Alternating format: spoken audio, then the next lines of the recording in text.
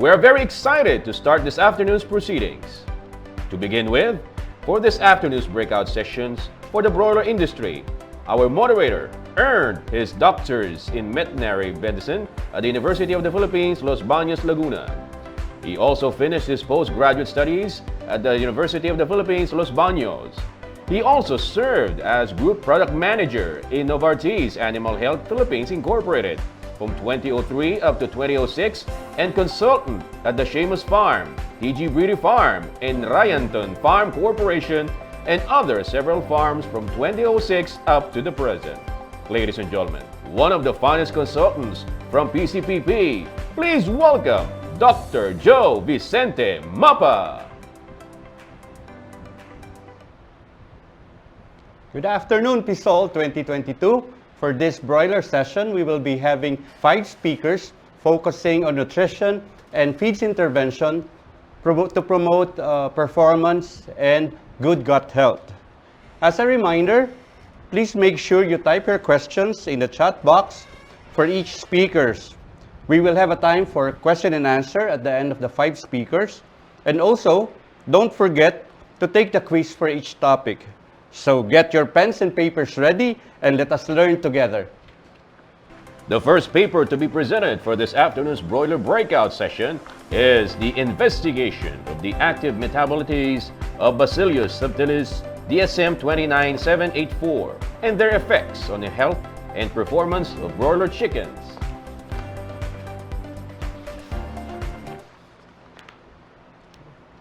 Our first speaker for this afternoon earned his University Diploma of Technology in IUT Génie Biologique, Limoux, France.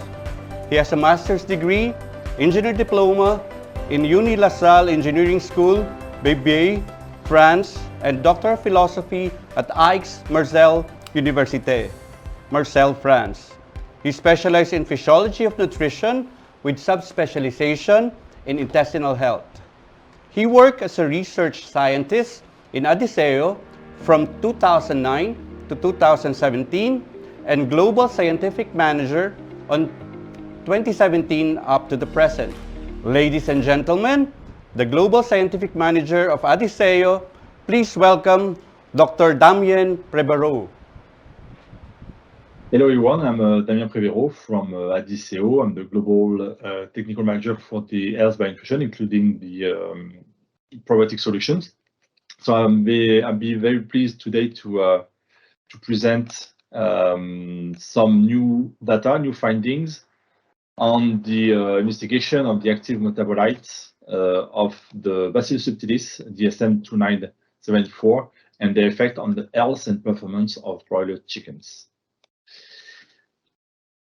So as a first word introduction for the topic of today, I'd like also to remind what we achieve as a knowledge for the Bacillus subtilis, for the probiotic solution for poultry. Then we have investigate the 3 lane of defenses. So what happened in terms of effect on the microbiota, on the gut barrier, on immune systems. So focusing more on the microbiota, so of course we investigate the effects in vivo and in vitro on the modulation of the microbiota. The diversity of microbiota, of course, that of course it's an indicator of gut health by increasing diversity of the bacteria population. In terms of beneficial bacteria that could be promoted by the probiotic, the one that could produce butyrate, of course, would be beneficial for the gut and the animal. And of course, linked to that, we also develop some models to show that the probiotic could control the prevalence of the pathogens, including the Clostridium perfringens, Salmonella, E. coli, etc. That, of course, are interest for the poultry industry. And then we, of course, evaluate the second line of defense, what we call the gut barrier. So the probiotic came to also reinforce the gut barrier by also increasing the expression, the gene expression of tight junction protein. So that was also proved by in vivo approach. And also at the end, it will also increase the surface of the enterocyte and brush border, so that optimization of it will also to optimize the absorption of the nutrients. And that could also, for some instance, repair some lesions at the gut level that could be caused by inflammation that could be a sign of leaky gut, and also linked to some infection like coccidiosis. So everything is also reported in that publication. And the third line of difference is, of course, the way that it could modulate the immune system and control inflammation. And it's also part of this paper that was recently published. Everything all together will lead at the end to improve gut health, but also improve the performance and the welfare of the animal, and also the homogeneity of the flocks. That's, of course, practical indicators for the poultry industry. So this is a summary of the knowledge of the effects on the Bacillus subtilis 29784. But today we wanted to also have a look to which metabolites that could be produced by the probiotic could be linked to the effect that we observe and when we published in vitro and in vivo R&D. So the first approach we have was to quantify the metabolite profile. So in that study, we were using a new technology called the high-performance link layer chromatography.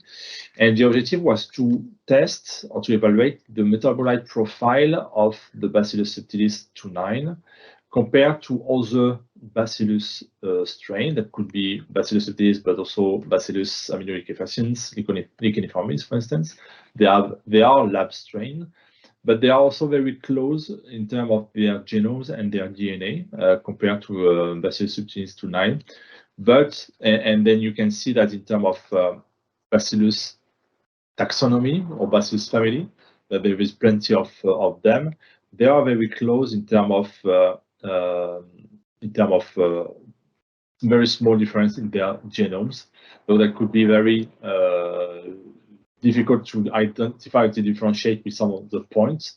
But they are very close, but we wanted to see if they can express different metabolite profile. And in this graph, we can observe that, globally speaking, the Bacillus subtilis can produce different type of metabolite, plenty of them, and the intensity of fluorescence could also be an indicator of the quantity of these different metabolites. So even if they are very close again in their genomes, we can say that these Bacillus subtilis are unique in the metabolite profile, and we can of course expect that the functions led by this metabolite could be also different at the end.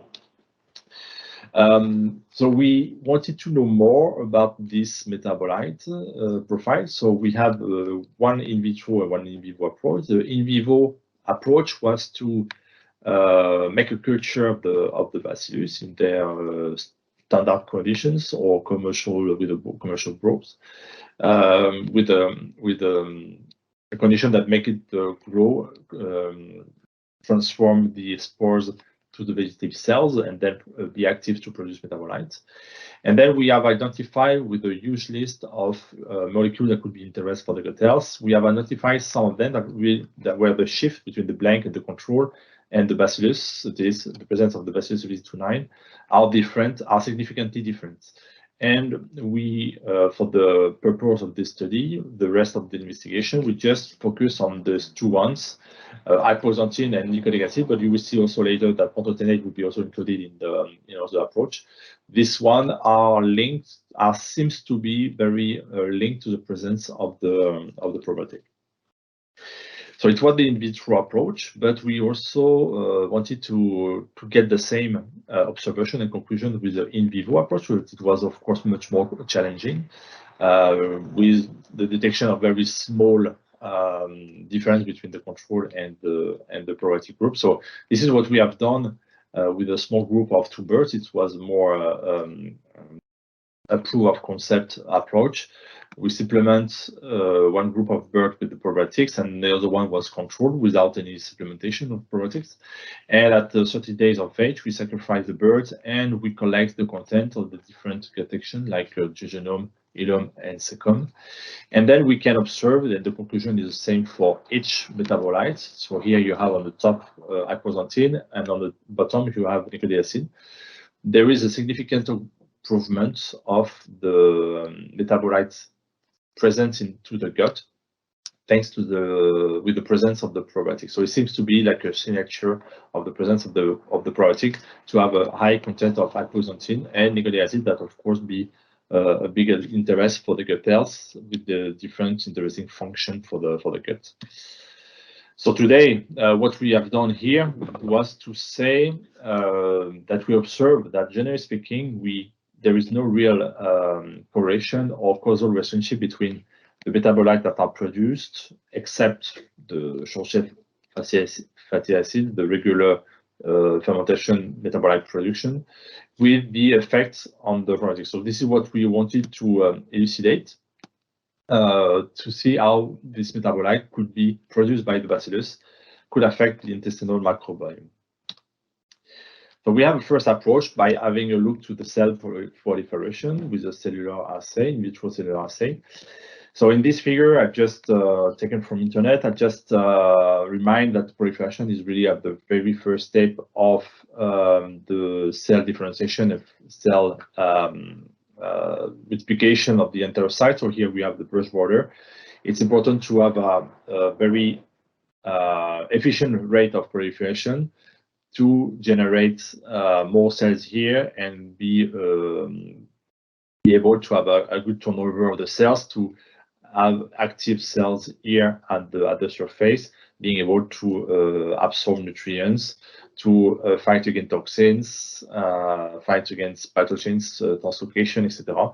So it's important to have a very a good renewal of the cells here. So what we have done here is to see the separate effect of the different metabolites. So aproxanthine in blue, nucleic acid here, and in green prototenates against the control. And we can see that over the period of 9 days, we can significantly improve the proliferation rate of the cells compared to control with these 3 different metabolites produced by the probiotics. So this is a good sign of the effect of probiotics through these 3 metabolites. And then still in the in vitro assay, we have also we had a look to some inflammatory parameters like the transepithelium resistance, but also the IL-6, IL-8 production. So first result was on the transepithelium resistance of the barrier, to be sure that the enterocytes are tight enough, the junction is good enough to not translocate and to not translocate any pathogens again, and also where the signal is good enough between all the cells. So this is what the model looks like, and allow us to conclude on this. So for the first, at T0, of course, the transepithelium resistance, that value is the same for all treatments. And then 2 hours later, we can see that there is an improvement of the signal here with the prototenate. So it seems like this metabolite could play a role on having a higher, a lower permeability of the membrane. Sorry. And in challenge conditions, so here we induce the cytomix into the media. So it induces inflammation, so it will reduce the transepithelium resistance value for all treatment, but it seems like the decrease is lower or is controlled by these 2 metabolites, so aproxanthine and prototenate again. So again, we probably expect that these 2 metabolites play a role on the gut permeability. So now this one slide to summarize the result on the pro-inflammatory compound like IL-6 and IL-8. So they are sensitive indicators of inflammation, inducing the activation of macrophages after the membrane. So here in in that first graph for IL-6, we can see that only hyperxanthine can decrease or control the level of IL-6, so playing a role on anti-inflammatory anti-inflammatory properties, but there is no effect on IL-8 for all the metabolites. So that means probably the global effect on the Bacillus subtilis on decreasing inflammation is probably coming from other metabolites on IL-8 and not these ones. But it will be, of course, the purpose of future investigation. And then having a look to what the different metabolites can have an effect on the host, we wanted also to complete the figure with the function of the metabolite on the microbiota. And of course, microbiota and host will be very closely linked. So we sacrifice some birds at 28 days, and then we collect the content in the ceca and ileum of the intestine of this animal, and we put everything on tubes and in fermentation conditions, and we collect and we measure parameters like pH, sodium fatty acid, ammonia, lactate, etc. Regular fermentation parameters, and also having a look to what the population of bacteria looks like with the presence of the metabolite compared to control. So this is one slide to summarize the main significant findings. The first on this table, we have on the top the short-chain fatty acid modulations over the control. So in green, you can see the significant improvement with the use addition of the metabolites. So if I just target on the short-chain fatty acid, globally speaking, with the total addition is improved by the presence of nucleic acid and glutamate. And moving on and just focusing on butyrate, it seems like hyperxanthine and porthotenate could play a role on increasing the butyrate production of the bacteria in this model. And if we go on the bottom of the table, we can this is a significant population at the general level that was modulated by the presence of different metabolites. Again, this is a quite interesting one, like Ramirez, for instance, that are very known to produce butyrate. So we can, of course, link with the data on the top. But there is one I wanted also to highlight this one today with the Butyrococcus. Butyrococcus is also a butyrate producer. But it's also a link to some or correlate with also other gut health parameters. So the presence of Butyrococcus seems to be linked to any gut health effect, like the villus length. So the more Butyrococcus you will have, the higher the villus length will be. So it seems to be a link altogether, and this is also a negative correlation between the presence of Butyrococcus and some inflammation parameters like the CD3 leukocyte presence here. So this bacteria seems to have a very good interest for any gut health parameter.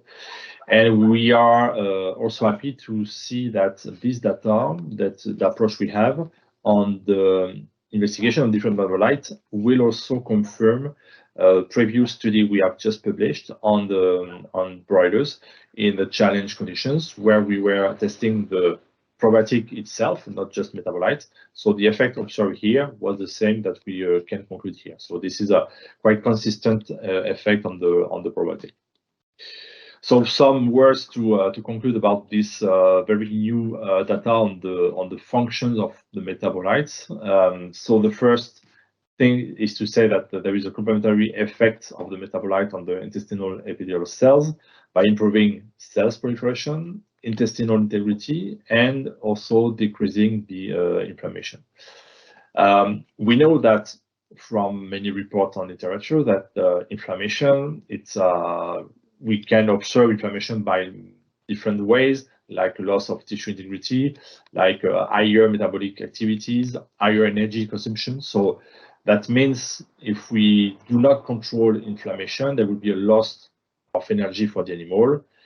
going to production of cytokines, of antibodies on everything. That would not be energy to make protein, muscles, and then performance. So it's really important to really control inflammation at the end to improve sustained performance of the animal. We know also from literature that the bacteria that produce butyrate, of course, are good for the health of the animal, also for the host mainly, and also for the microbiota for sure. Playing an anti-inflammatory compound, it's also very important to control the salmonella contamination in the Desica and translocation also. So they are very key for that. So of course, butyrate, it's a key molecule. So having a metabolite of the probiotic that could increase butyrate production for the other bacteria in the gut, of course, will be a good sign for health of the gut. And the last learning we know that from literature that an estimation was found from Jovic in 2004 that 8% of the energy provided for the animal to make performance is also coming from the short chain fatty acid that it produces endogenously into the gut. So again, if we can promote the production of this short chain fatty acid, especially butyrate here, it would be more energy for the animal. So this, what we have done today, and I was happy to present this very green data, is summarized with this schemas, with these figures. We know that we have many reports showing that the Bacillus subtilis 2.9 is able to play a beneficial role on the host, but also on microbiota, and of course everything would be linked all together.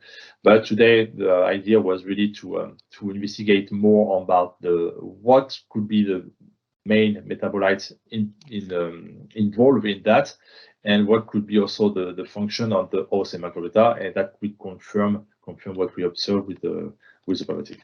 So that's why the global learning for that is that these metabolites are really key elements on the microbial ecology, not just focusing on one single bacteria or one single effect, but just looking at the gut as a whole for the understanding of the positive effect of the probiotic in the animal resilience. So with that, I'd like to really conclude and finish my talk by a big thank of my research collaborators on this big work, mainly the Richard Ducatel and Philippe Anderson at the University of Ghent in Belgium. So we have a PhD work done with that, and part of the results here are coming from this PhD thesis. But also, also the rest of the data here in vitro approach was also performed in our research center in France. So thanks also to my Adisseo colleagues, Eric Malo, Jessica Consuegra, and also Estelle de Villard for this tremendous work. With that, I'd like to really thank you for your attention. Thank you also for the invitation. I'll really be pleased to answer any question in the audience you may have for this talk. Thanks again.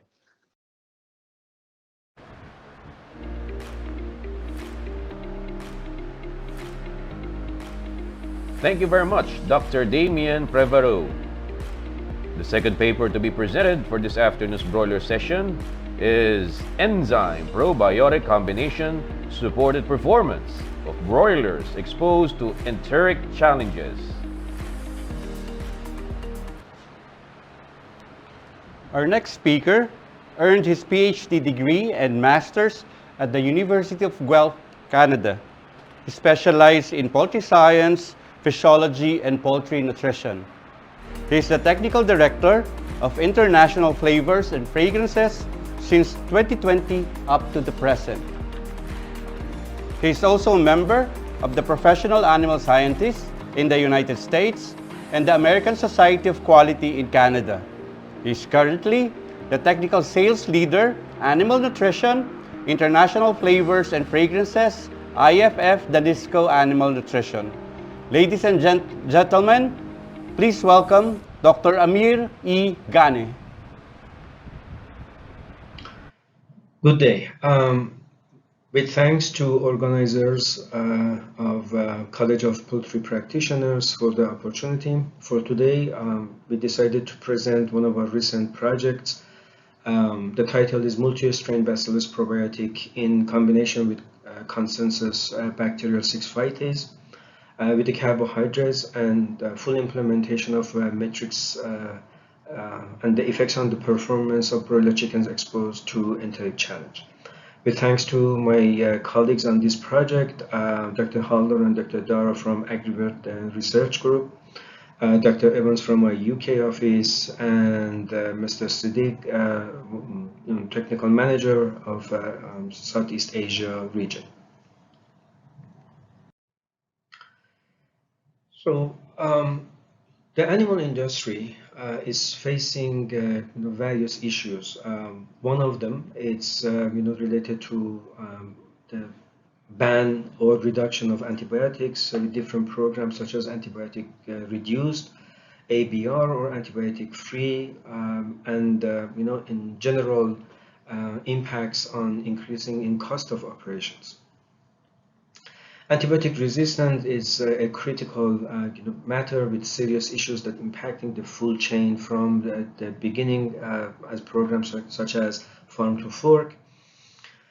There are diseases and disorders that the animal industry is facing, the impact on the GIT, gastrointestinal health, and the general operational productivity. As an example, NE is a global problem that causing problems related to challenges that has a negative and significant impact on the financial productivity of operations.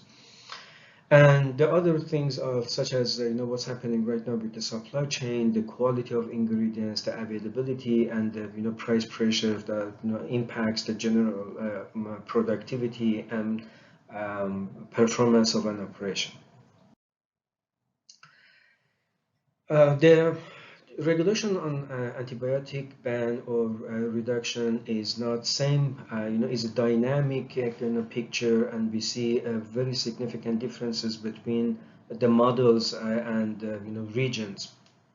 In some countries, we have the existing ban, and it by itself it has different models. It could be ban only on a feed or a total that owes as NAE. It could be more of a market pressure by consumers or regulations. And as you see in this picture, some of them is just there's some restrictions that potentially expanding. Some countries no restrictions yet. And it comes to the point that where this is going to continue and how this is going to shape in a market such as Philippines. So looking at the antibiotic free or antibiotic reduced models in production, this is not a very simple model. As we can see, we are dealing with a number of diseases and disorders, and some of these that they're unpredictable, and with what's happening right now with the regulations or what happening with the general operational and management practices, the health group veterinarian team have fewer options and weapons to fight these problems. The other one that in the middle of this is the understanding that complex interaction of the GIT and gastrointestinal tract, the immune function, and the nutrition, and that complex cyclic interaction, and the technologies and the science influencing each and the combination of these. And another key element in any operation is maintaining the consistency, and this is really important. If you're working with the integrated, semi-integrated, and in general any operations, it's really important to make sure that you have a program that it can be reliable, and we can build on that to make sure we deal with these issues from the health perspective or performance. So here I just have a very quick summary to look at one. What is the definition of gastrointestinal tract health? So if we look at the literature review or talking to experts, there is not one, let's say, common definition there or how it's being defined. So the other thing is, if we define this, how we measure it. That's another element we need to look at. And the next thing is the tools. What tools do we have to deal with this issue? So I just want to start with something here, kind of a study we've done, and it's actually continued. Looking at, as an example, what's happening with E. coli as an example here, looking at APEC. And comparing two regions. So here we are comparing what's in the US and Australia. So we can expand that to so many other examples and the regions or sub-regions. But here we can see there are some common elements that that percentage could be different depending which regions we are or which genes actually we are considering. But there are some very specific and definitive differences between this, let's say E. coli as one example here. And here, we have another, kind of, let's say, showing presentation of what we can, looking at, let's say here, Latin America, Australia, North America, and South Africa, some of the studies we've done. So number one is the number of genes we can see as, in general, if there are one or, 0 or 1 APEC gene, we consider it as, non-pathogenic, and 2 or more, it, falls under APEC.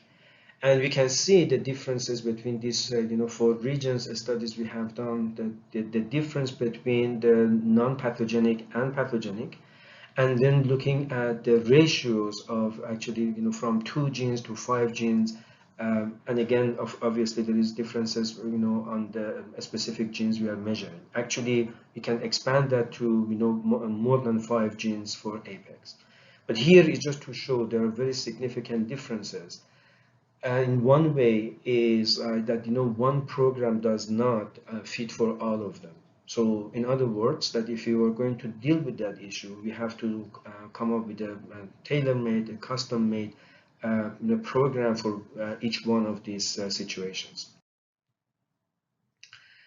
So nutribiosis is a concept for what we offer with our team. So in general, the concept is to combine the various and complementary models and sciences of physiology, immunology, nutrition, and microbiology, and the complex interaction of these inside the host and the microbiota.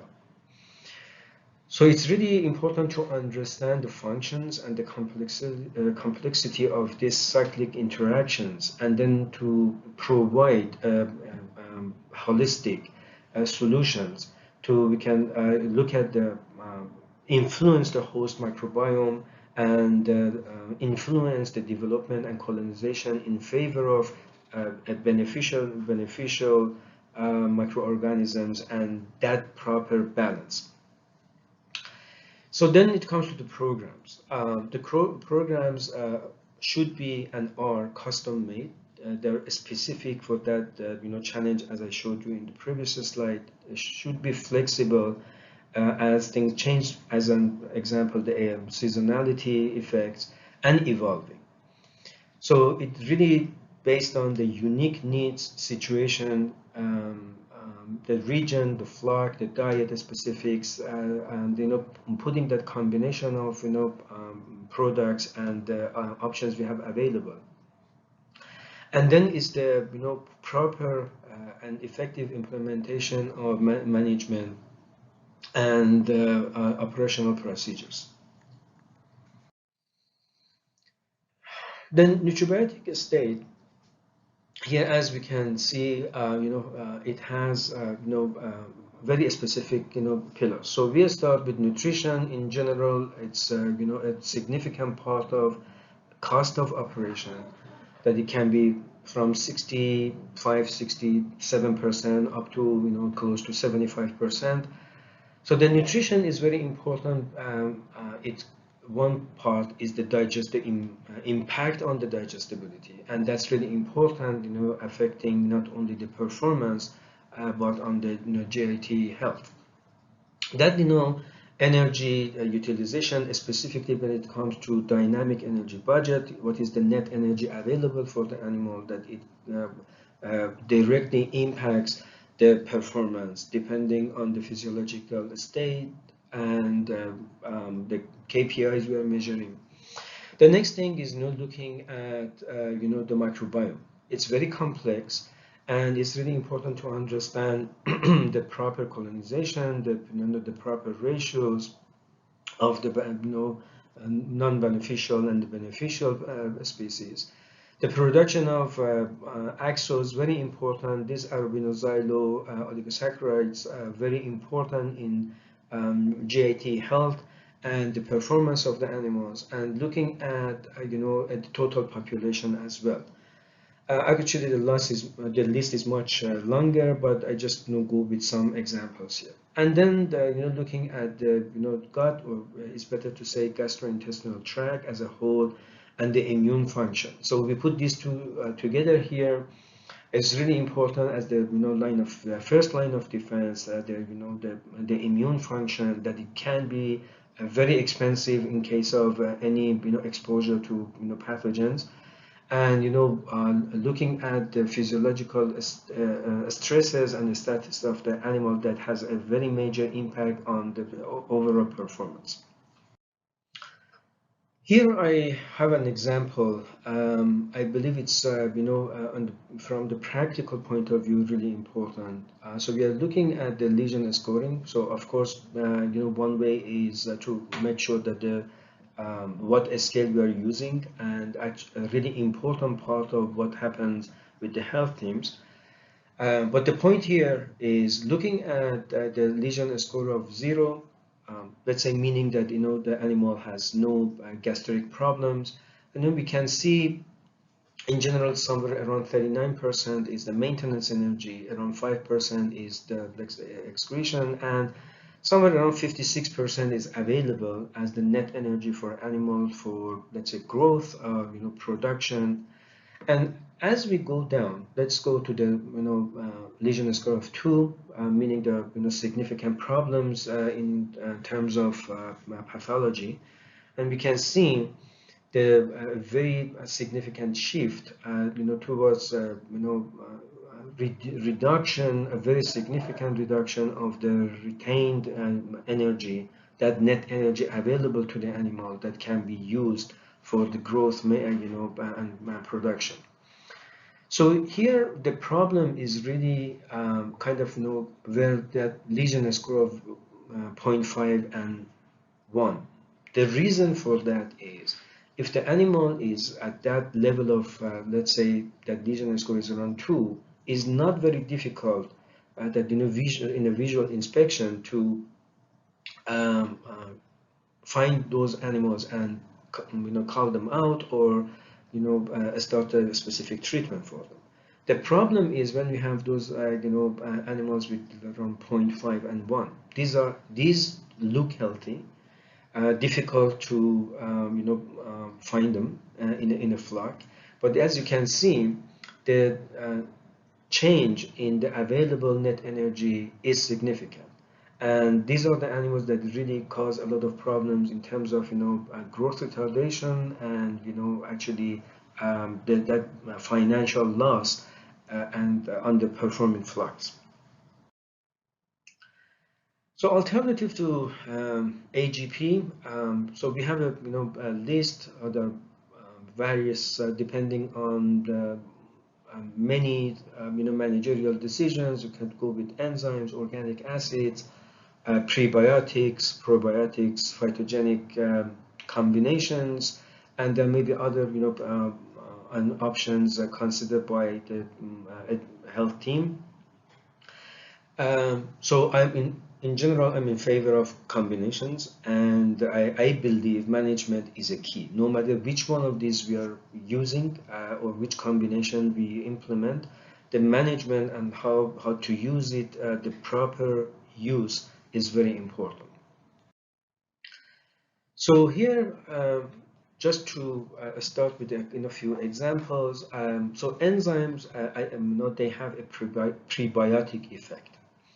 And as we can see here with the three main nutrient categories, like looking at the starch on the left side, in the middle proteins, and fat on the right side of this slide, that we can see if we by using enzymes that we can impact what happens with the undigested fraction. The undigested fraction is really important because what is left as the undigested nutrients getting into the lower GIT could have an impact in microbiome and changing the balance in favor of non-beneficial or pathogenic bacteria. So enzymes play an important role, and by using the right combinations can have a positive impact and a part of that program. So in this case, we can see a control looking at the ileal part and looking at the a starch that a combination of, in this case, xylanase with amylase or xylanase with amylase with protease. So we can see that in this case, by using 2000 units of xylanase, 200 units of amylase, and 4000 units of protease per kg of feed, we can see on a starch a very significant reduction of undigested. So this is really important because one side that we can see there is a better usage of the nutrients, lower wastage, better digestibility means more energy for the animals to use. The same thing happens with the proteins, that we can see the combination has an impact compared to the control with no enzymes, and the same thing on fat. And as you're aware, so the maturation of endogenous enzyme, it takes time, specifically when it comes to digestion of lipids.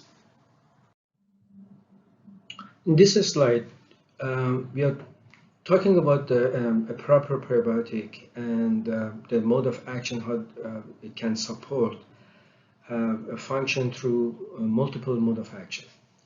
On the right, you can see the three functions as the microbial, related to the microbial part, and on the left side, the three other options or mode of action related directly to the host. So as you can see in the middle, this is a cyclic action. It's an interaction of all these that are happening at various levels depending on the physiological state at the same time.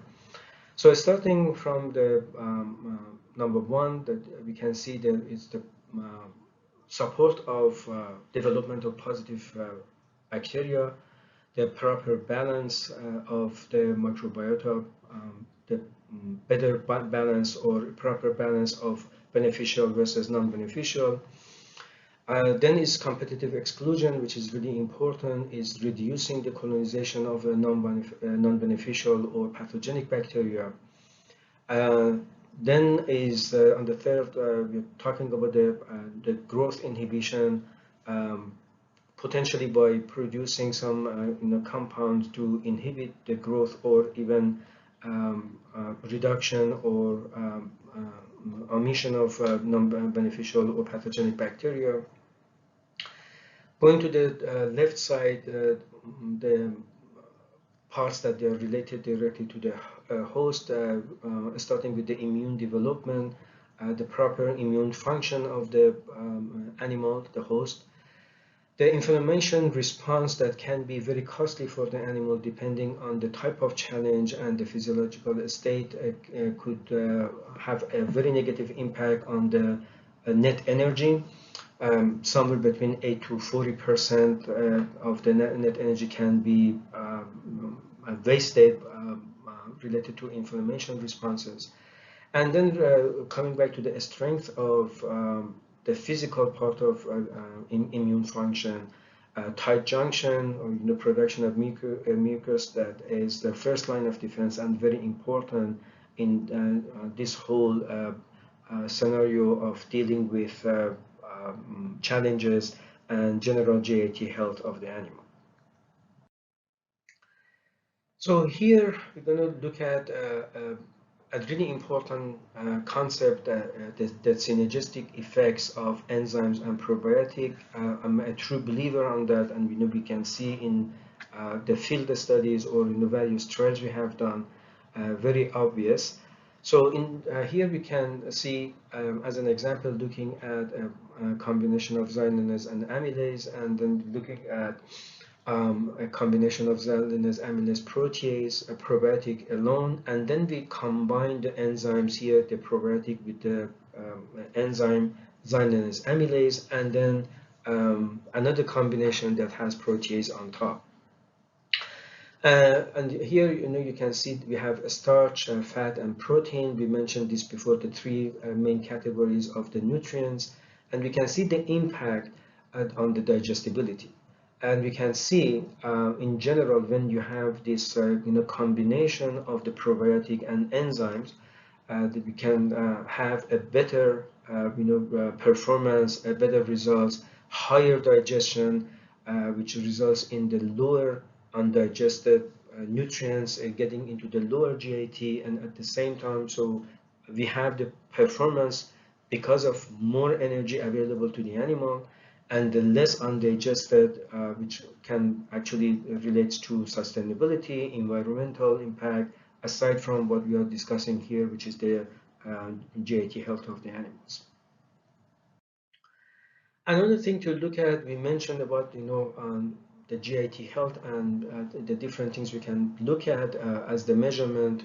Here we can look as again another example of the enzymes and the enzymes with the probiotic, and we can see here for the transepithelial electrical resistance, it's one of the main factors when we are looking at the intestinal integrity and the positive impact of that combination and the synergetic effect.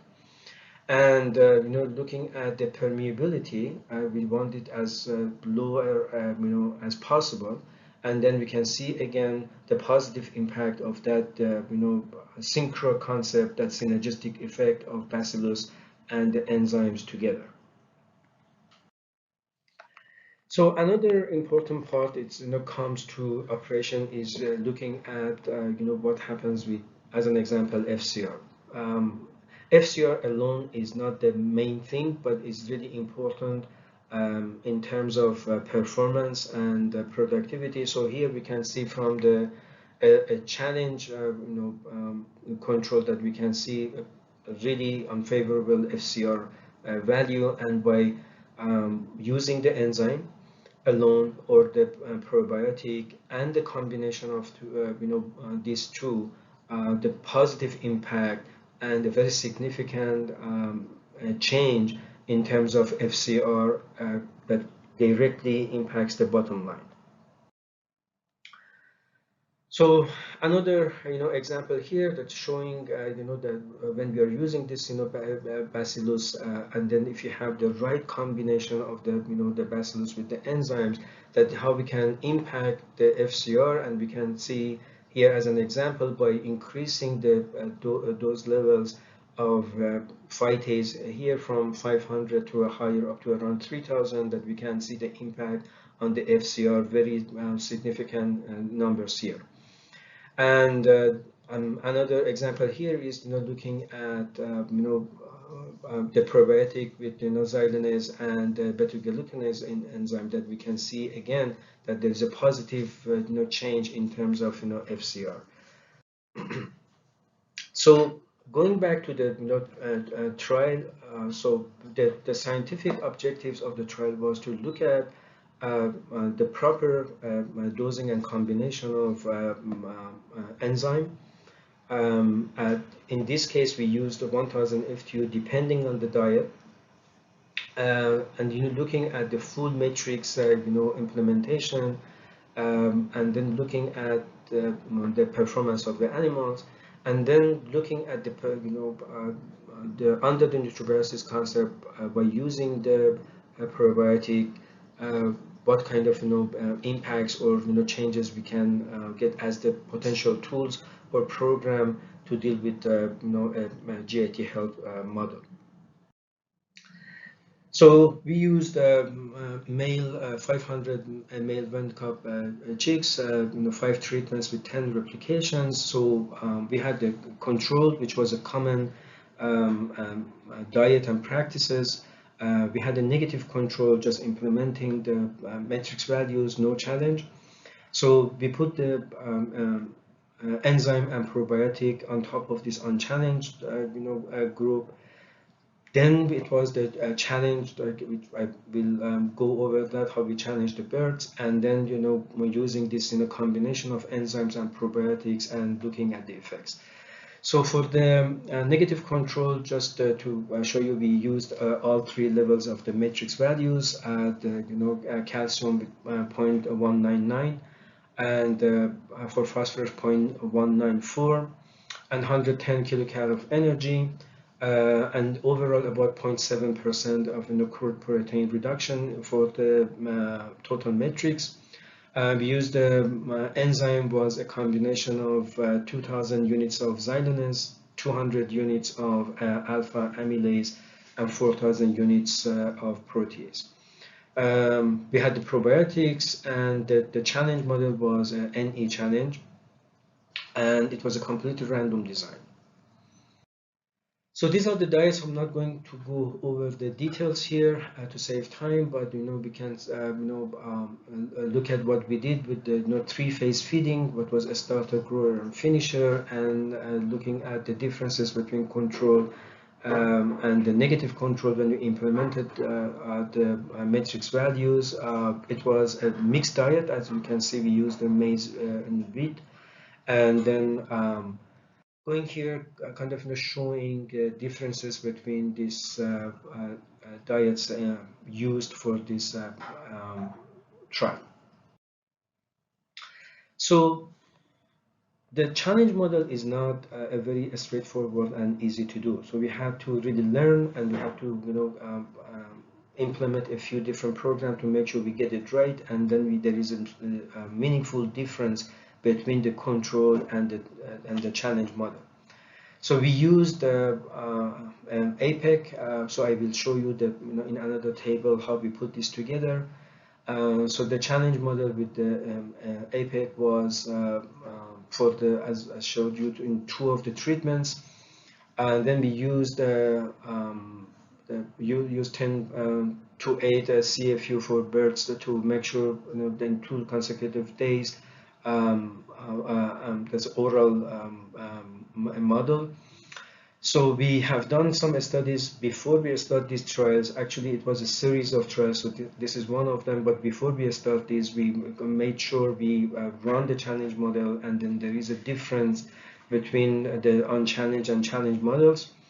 And then we looked at the growth factors, the usual KPIs related to broiler production, look at the inflammation changes and pathological differences and performance of the animals between the treatments. So here it's kind of shows a kind of a general steps and the days how we used our challenge model. So on day 11 and 12, as you can see, we used a field strain of E. coli, and we look at to make sure they're pathogenic. And on day 15, we used Imeria vaccine, a combination of actually Acerulina and Tenella. And then again on day 18, 19, and 20, we used Clostridium perfringens 3124 at 10 to 10, and to make sure the challenge model is effective, and we can use that to have a meaningful difference between the challenge and unchallenged groups.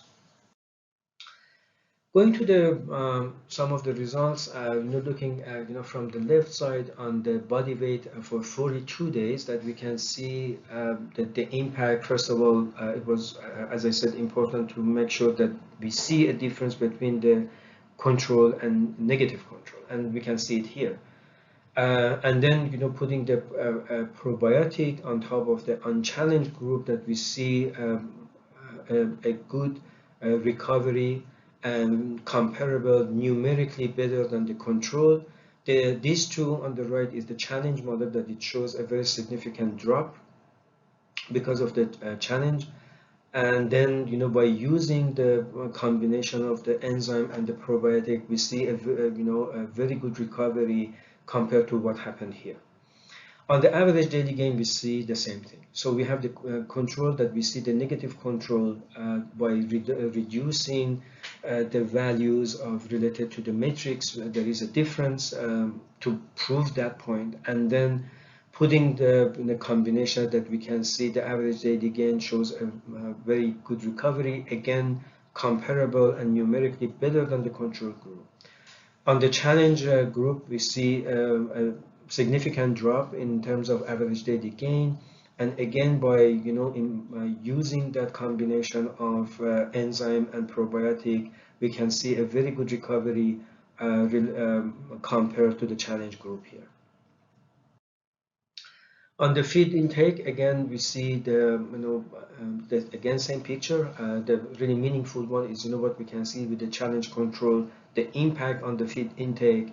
And here again we can see on the FCR, looking at the control, and when you reduce the matrix values in the diet, that there is an impact on the performance in terms of FCR here. And by putting the combination on top of the unchallenged group, I can see a very a meaningful difference compared, and a very good recovery, actually even better than the control when the combination of the probiotic and enzyme is used. And then we can see the same impact there by using the challenge model, that there is an impact, and the recovery by using the combination. So we can see the livability number here. So actually the really main point here is looking at the challenge model that had a really significant impact in terms of livability, and the treatment that we put the combination, it showed again very comparable to the the control group, and very significant difference compared to the challenge negative control. And here we can see the API that when you do the calculation, again on the left side, putting these three together, we can see that looking at putting that combination together on top of unchallenged, that we can improve the performance. And then in the challenge model, that we can see a very good recovery. So here there's one important point, that we can really look at two things. One is the performance by using this kind of combination, which is enzyme plus probiotic. The other one is to cope with the challenge situation and the recovery out of that, and trying to give the animals a chance that even if there is something impacting their health and their performance, that we can have tools and options to correct that, and help the animals to recover as fast as possible. So in summary, phytase enzyme, I believe, is a primary enzyme, and it should be a part of any program. And apart from what it does, in general, is used for increasing the phosphorus availability, which is really important. But at the same time, it shows, and in various soils and in this one, that it can really have an impact with the proper enzyme and proper dose levels, depending on the diet, that it can have a positive impact on the other nutrients, like other minerals, amino acids, and energy, which are a very important part of actually a matrix implementation. So it really impacts on the nutrition and the profitability, but at the same time on the GIT health portion.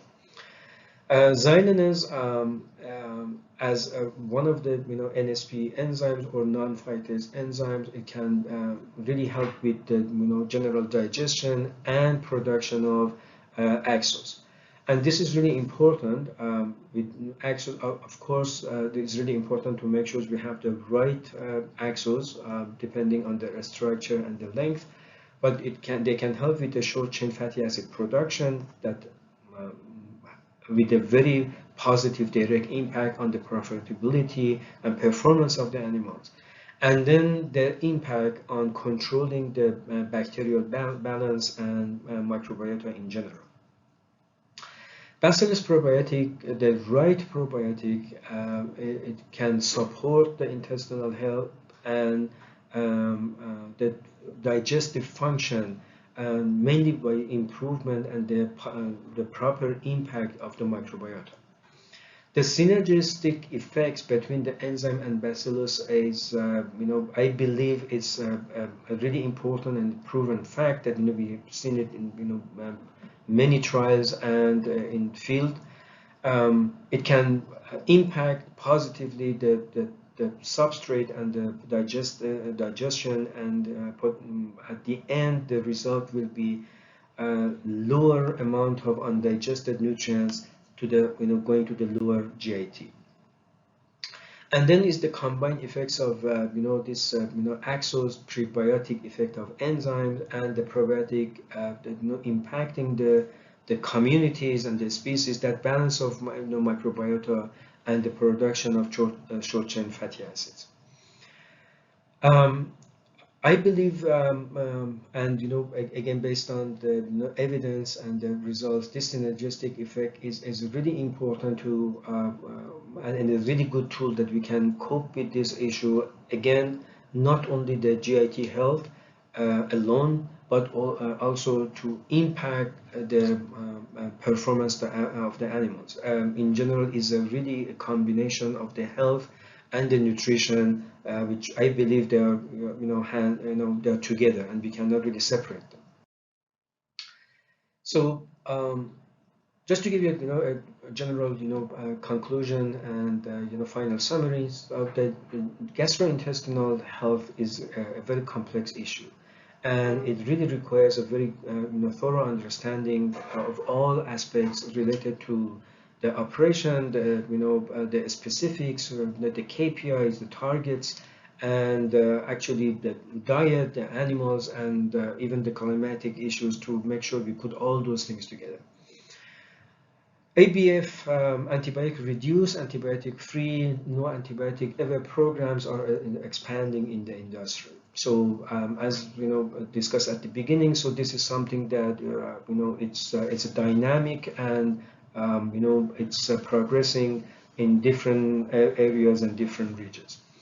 So the combinations of products, it gives us really practical tools to, and I believe is really effective approach to deal with the GIT health as a preventative measure, as even a recovery, and impacting the performance of the animals in a positive way.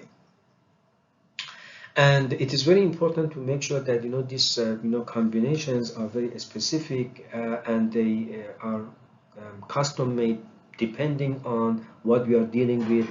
As I showed at the beginning, the different challenges or different specifics of an operation related to various things such as diet management and the type of challenge they are dealing with. With that, I thank you for the opportunity, and I'm hoping that this was useful. And again, thank you, and best of luck.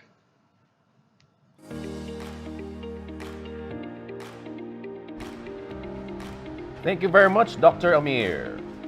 At this point, ladies and gentlemen, we will have a 15-minute break, so please stand by and see you later.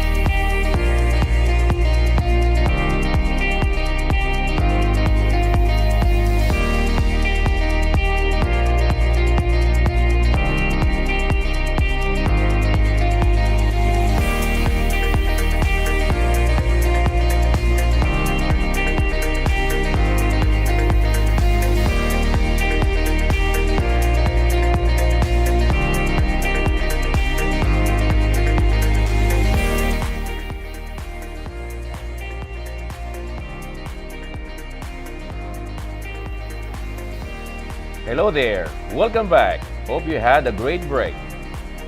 Our third paper to be presented for this afternoon's broiler session is Optimum Nutrient Density for Broiler Chickens.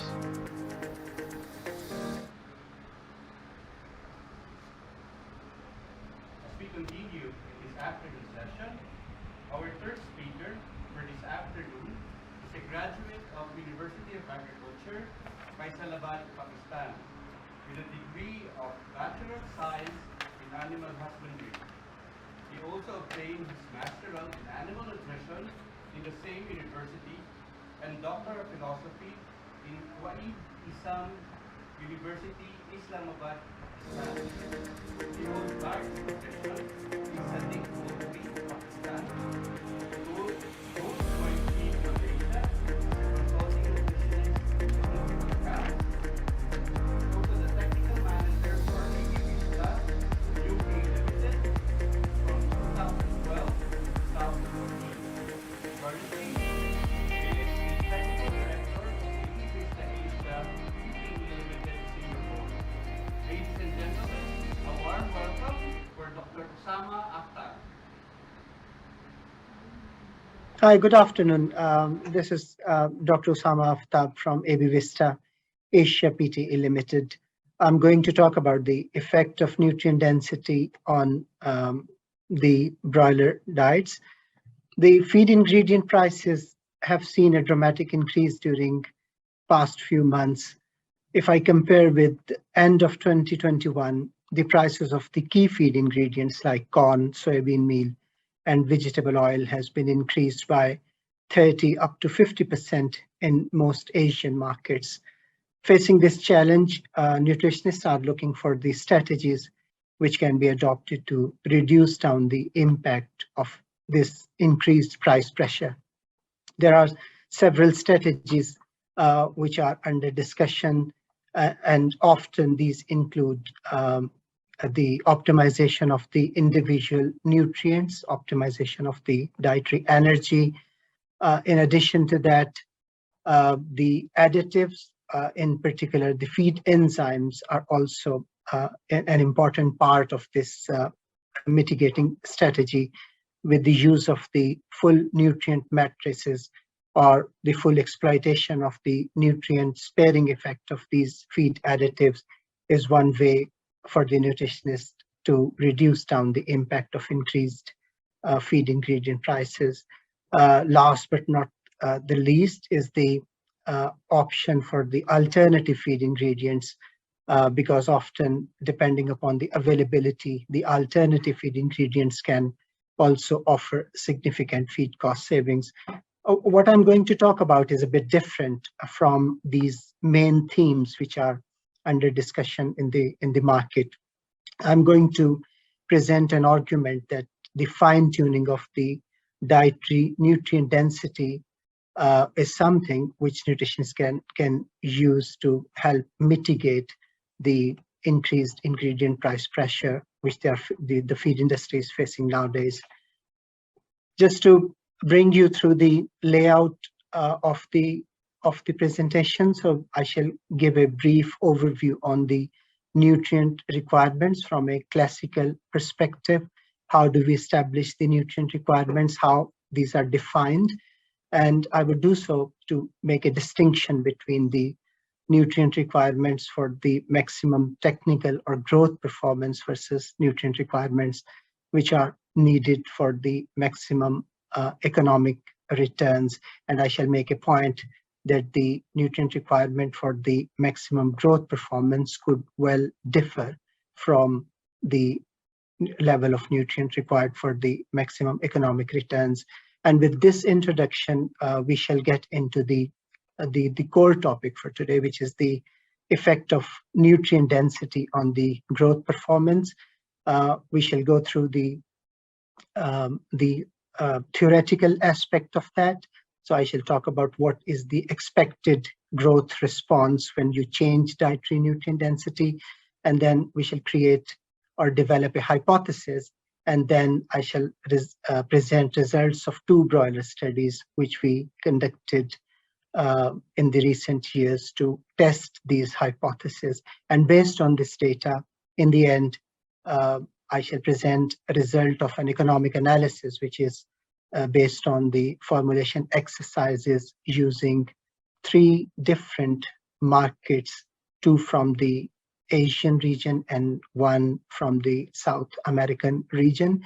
And just to display, or just to make my point, that the optimization of dietary nutrient density can serve an important tool to lessen the impact of increased ingredient prices. So the typical nutrient requirements are established by means of the dose response studies. In these trials, animal is fed on the graded levels of the nutrient in question. The energy and the other nutrients are supplied in an excess to the known requirement, and the level of nutrients supporting the maximum growth is regarded as being the requirement. This is one example of the amino acid study. So on the x-axis, you see the percentage of amino acid from deficient, which is 0.6% in this case, to optimal, which is up to 1.25%. And as you see, the increase in the amino acid concentration in this deficient diet resulted in an improvement in body weight gain, which you can see on the y-axis. And the data is subjected to appropriate statistical analysis. In this example, I have taken 2 common examples. The red line is showing the broken line regression, and the blue line is showing the quadratic regression analysis. And these are 2 very commonly employed statistical models on such data. What you can see here is that depending upon the selection of the statistical model, you can come up with a very different set of requirement from the same data set. For example, if you were to take a breakpoint of the broken line regression as an estimate of requirement, the requirement for this amino acid was slightly above 0.9%. On the other extreme, if you were to take the maximum quadratic response as a criterion, then the requirement was up to 1.12%. So it is quite subjective that simply by changing the statistical model on the same data set, you can end up with fairly different estimates of the nutrient requirements. Another variable which impact on the classical requirement estimates is the selection of the response criterion. And in this data set, I have taken an example of the effect of digestible lysine on 4 different parameters: body weight gain, breast meat yield, feed conversion ratio, and abdominal fat. And clearly, if you were to compare the estimate for the maximum body weight gain, which was slightly below 9 grams per kg of digestible lysine, and on the other extreme, the level of lysine needed for the minimum abdominal fat was quite high, which was close to 1.05% of digestible lysine. So in addition to the statistical model, the selection of the response criterion is something which can significantly influence the outcome of the requirement trials on the same data. So in summary, I gave you 2 quick examples just to make the point that the estimates of nutrient requirements are subjective, and they can differ based on the statistical model employed and also based on the selection criterion. These are expressed as the fixed numbers in the form of the table of nutrient requirements, as for example we see in most of the published data. They do not tell anything about the rate of change in response with the change in input, and these estimates are often based on the target, based on the maximum biological performance, not on the economic returns. In contrast to the nutrient requirement for the growth performance, we can define the economic requirement of a given nutrient in several different ways. For example, the level of nutrient needed to maximize the gross monetary returns could be one definition, or the level of nutrient to minimize feed cost per unit of corrected body weight gain is another definition of the economic requirement of a nutrient. And it is to highlight here that the economic requirement of a nutrient is independent of the feed conversion efficiency or independent of the technical performance of the host animal. There could have been situations where a few point increase in the feed conversion ratio, for example, or few points reduction in the feed efficiency could improve the net economic returns. And this is the theme of my talk today, and I shall present an example using the dietary nutrient density as a factor. The nutrient requirements are published in by different sources, and nutritionists are taking or using each of these sources in order to optimize or in order to formulate their commercial diets. So there are different organizations like NRC, CBB, and Brazilian Tables who are publishing the nutrient requirements or who compile the outcome of the individual trials in the form of the table of the nutrient requirements. In addition to that, the breeding companies, for example, Avigen, Cobb, and Hubbard, etc., they also publish the nutrient requirement. And then the nutritionist has their own experience and experimentation in order to come up with a set of the nutrients and energy to be adopted under their own situations, under their commercial conditions. When we talk about the nutrient density, and here I have taken a graph. On the x-axis you see the nutrient density, and on the y-axis it shows the body weight corrected feed efficiency. So look at the 100%, and this 100% is quite subjective. Imagine this is your diet which you are using today under your commercial conditions. So when you had 100% of nutrient density, you get certain level of growth performance, which in this case is close to 0.70 body weight corrected feed efficiency. If we increase the nutrient density, which is to move on the right hand side of this red line, this would result in a linear improvement in body weight corrected feed efficiency. And why is it expected? Because the growth is a function of the nutrient intake. And if you increase the concentration of a nutrient, if you increase the concentration of energy and all the nutrients in a given diet, bird would achieve similar body weight gain at low feed intake, or would achieve high body weight gain at the same feed intake. And in both cases, it would result in improvement in the body weight corrected feed efficiency.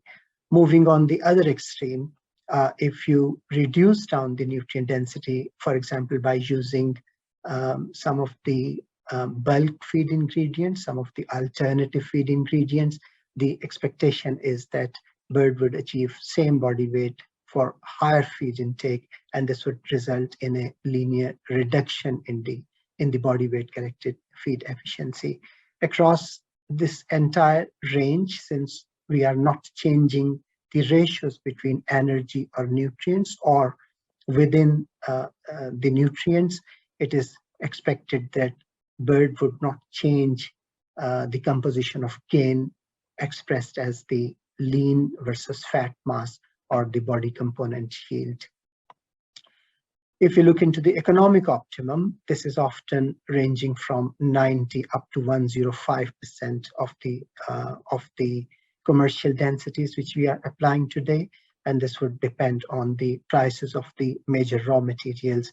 As for example, nowadays when the energy and protein prices are quite high, it is quite expected that the optimum or the economic optimum nutrient density would be below 100%. On the other hand, there could have been also situations where when the feed ingredient prices favors more than 100% nutrient density as the most economic solution. So the proposal or the hypothesis here, based on the theoretical understanding of the relationship between body weight corrected feed efficiency and the nutrient density, is that the body weight corrected feed efficiency is a linear function of dietary nutrient density, as we saw in the previous graph. And also the second proposal is that a few point increase in body weight corrected feed efficiency carefully imposed through reduced nutrient density could improve net economic returns. For the first part, which is to test this body weight corrected feed efficiency was a linear function of dietary nutrient density. We conducted 2 broiler studies, and in a moment I'm going to show you the results of these trials.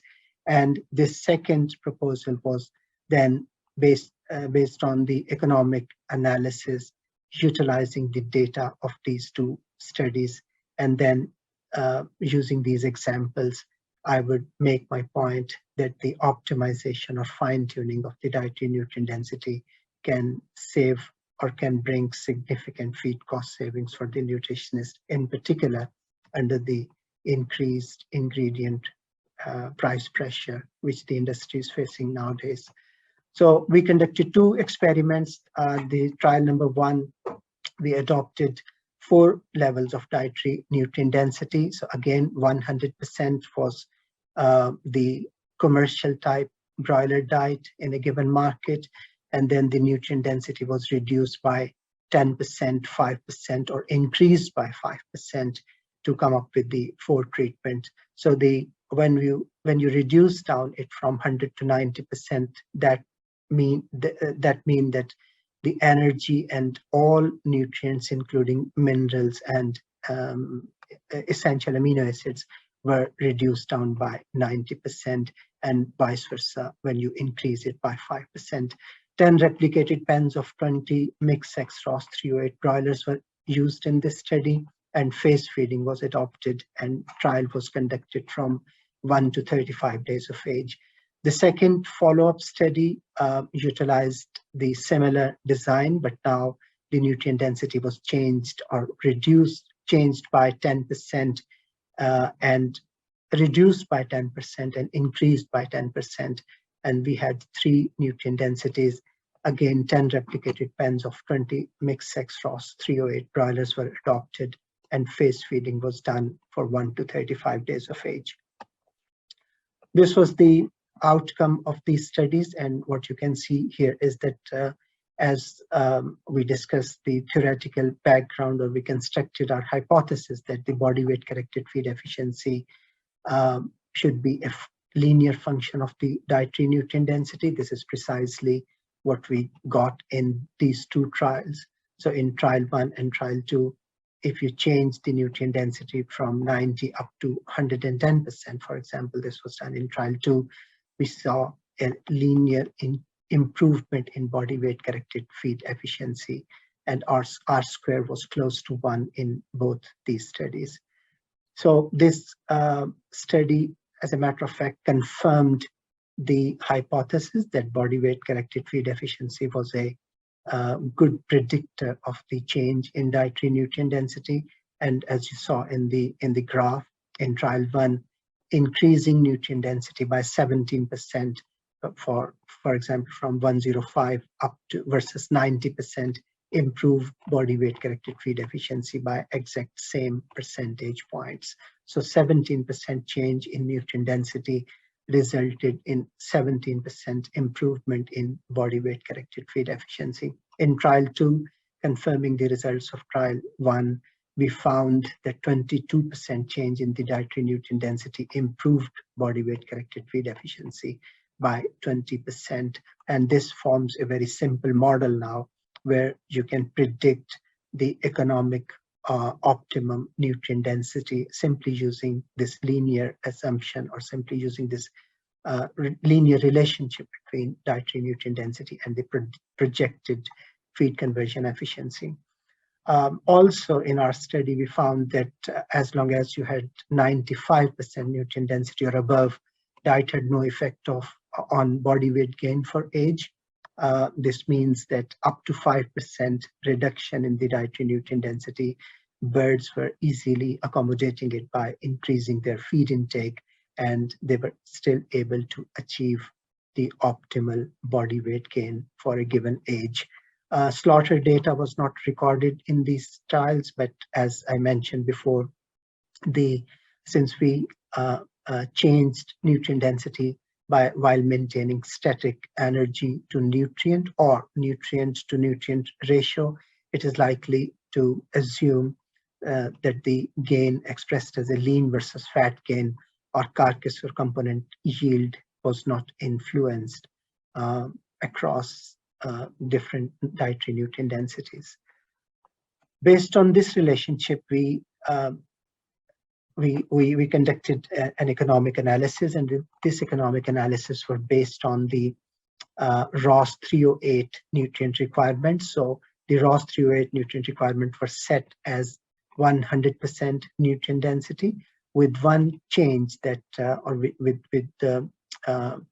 with one correction, that we used 100 kilocalories less in each stage compared with the ROS 308 recommended nutrient levels.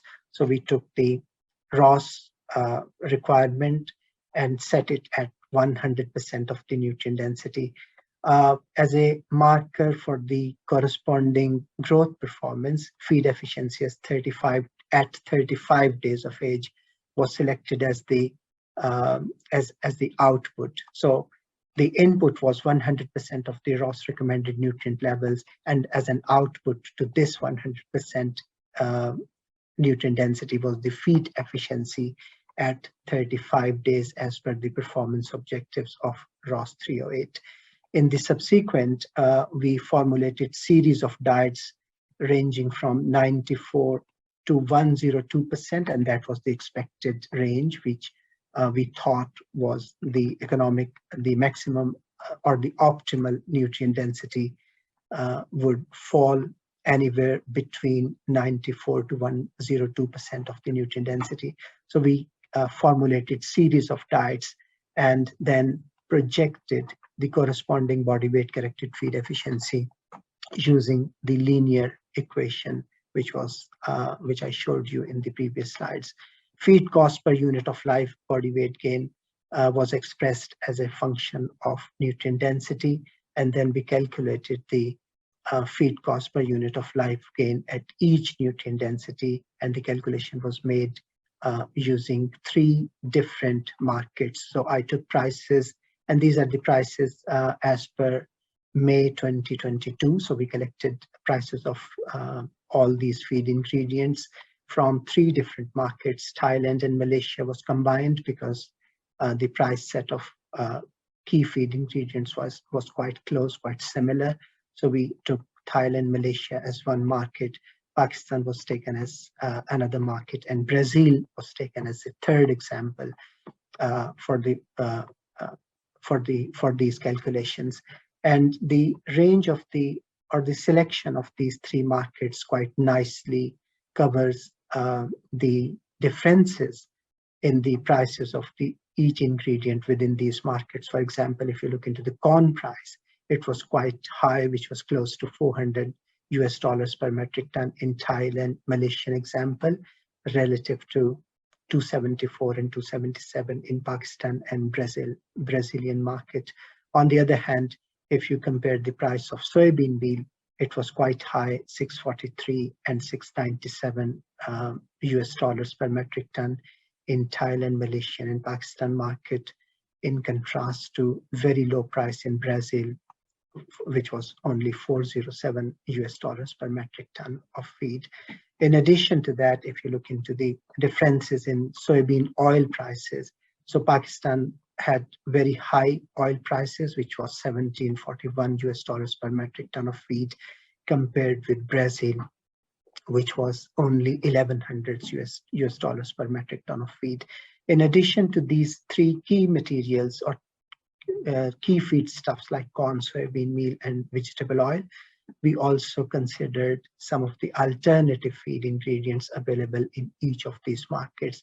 In the parentheses in this table, you can see the maximum number. So this shows the maximum constraint while doing the formulation, which we placed on each of these markets. For example, in Thailand, Malaysian example, rice bran, full-fat rice bran was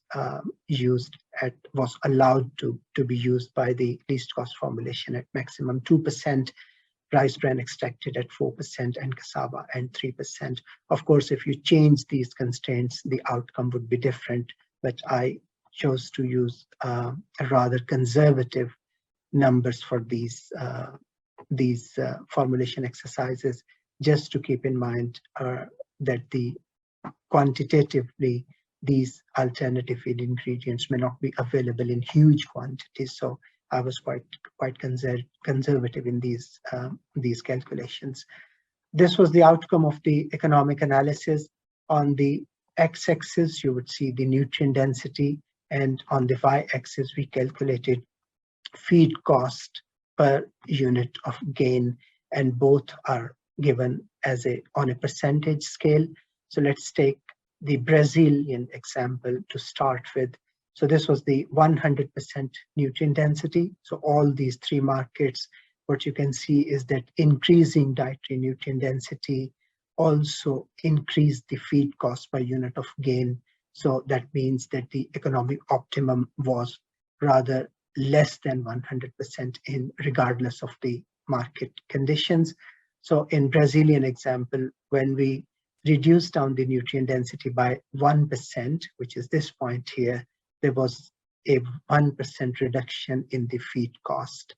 And this was due to the fact that in Brazilian market, the price of corn, soybean meal, and vegetable oil, which was soybean oil, was quite low, and there was not much room for the alternative feed ingredients or the use of the low nutrient density diets. But still, in this example, the optimum nutrient density was close to 99%, and adopting these nutrient density, 1% feed cost, 1% reduction in the net feed cost was achieved. Moving to the second example, which was Thailand and Malaysian market, again, the optimum nutrient density was close to 96%, so 4% reduction in dietary nutrient density, as a matter of fact, improved net feed cost savings by 3%, and this was resulted in a reduction in the feed cost by 3%. Pakistan was an extreme example because of the high price of vegetable oil and high price of soybean meal, and also the availability of the alternative feed ingredients. What we found was that the optimal nutrient density was close to 95%, and the net feed cost savings were huge in this case, which was 9% reduction in the feed cost savings. So regardless of the example market or the raw material prices, this data clearly suggested that the optimum nutrient density was below 100%, compared 100% of the current commercial practice, and depending upon the prices of the major feed ingredients and also the prices and availability of the alternative feed ingredients, the economic optimum was anywhere between 95 to 99%.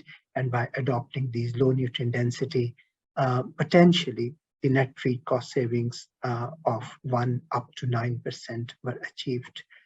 The final conclusion of the economic analysis, the optimum nutrient density was 99, 96, and 95% respectively for Brazilian, Thai, Malaysian, and Pakistani market examples. The extent and the benefit of the lowering nutrient density was a function of the price of the major ingredients. As we mentioned, the corn, soybean meal, and added soybean oil were taken as the major feed ingredients, as well as on the choice of the alternative feed ingredients. In all selected example markets, we saw that reducing nutrient density offered commercial benefits, with the magnitude varying from 1 to 9% reduction in the feed cost per unit of live gain. In addition to that, what is quite obvious is that by adopting these low nutrient density, we can utilize more efficiently the local alternative feed ingredients, which are not picked up by the least cost formulation, given the target nutrient density of the diet is quite high. And also with the utilization of these alternative local feed ingredients, there is a chance that it would reduce down the pressure on the across continent imports of the key raw materials into the Asian markets. With that, my final summary and conclusion, I presented a case that the low nutrient density feeding program could be commercially viable, and this will allow more efficient utilization of the local alternative feed ingredients, perhaps also resulting in lowered pressure on the cross-continent imports. With that, I appreciate your kind attention, and I would be glad to take any questions if there may be in the Q&A session. Thanks very much. Thank you very much, Dr. Aftab. The fourth paper to be presented for this afternoon's broiler session is the Ion Exchange Technology, an innovative and efficient solution to improve broiler FCR. Okay. Our fourth speaker earned her bachelor's degree from the University of Reims, France, and obtained her master's from the University of Burgundy, Dijon, France. She holds various positions such as technical support, technical expert, and business developer from the year 2012 up to the present from Neovia, Fancosma, ADM Wisium. She specialized in product management and animal nutrition. She is the business developer of ADM Wisium from 2017 up to the present. Ladies and gentlemen, let us all welcome Ms. Pauline Pourtau. Hello everybody. It is a great honor for me to be invited to the Philippines College of Poultry Practitioners and have the opportunity to introduce you an innovative and patented technology named Ion Exchange Technology, allowing to improve broiler feed conversion ratio. The agenda of today will be the following. It will start with the introduction of the factors which impact the feed conversion ratio. Then we will dive into the importance of the management of the intestinal microflora. Last but not least, how the ion exchange technology could influence the intestinal microflora and consequently improve the feed conversion ratio, and so the economical benefits for the farmers. A wide range of factors like nutritional factors, infectious disease agents, management practice, genetic selection, environment can negatively affect the delicate balance among the components of the broiler gut and subsequently impair growth rate and feed conversion efficiency. Feed conversion ratio is a key parameter of how well a flock converts feed intake into live weight. Small changes in feed conversion ratio at any given feed price will have a substantial impact on financial margins. In a context of high raw material costs leading to high feed price, looking for solutions to reduce feed conversion ratio in a flock is a must. To answer to the market and consumer needs, over the last 50 years, broilers' body weight has increased over 450%, whereas the feed conversion ratio is strongly decreased. And its evolution is really quick thanks to genetic selection advancement and also to other parameters. In 1975, for 2 kg of body weight, the feed conversion ratio was almost 2.3, whereas today it could reach 1.4.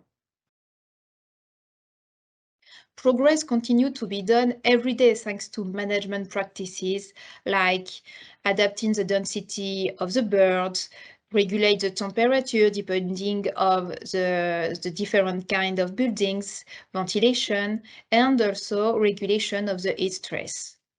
The availability of water is also essential, as well as the feed intake, as well as the feed access.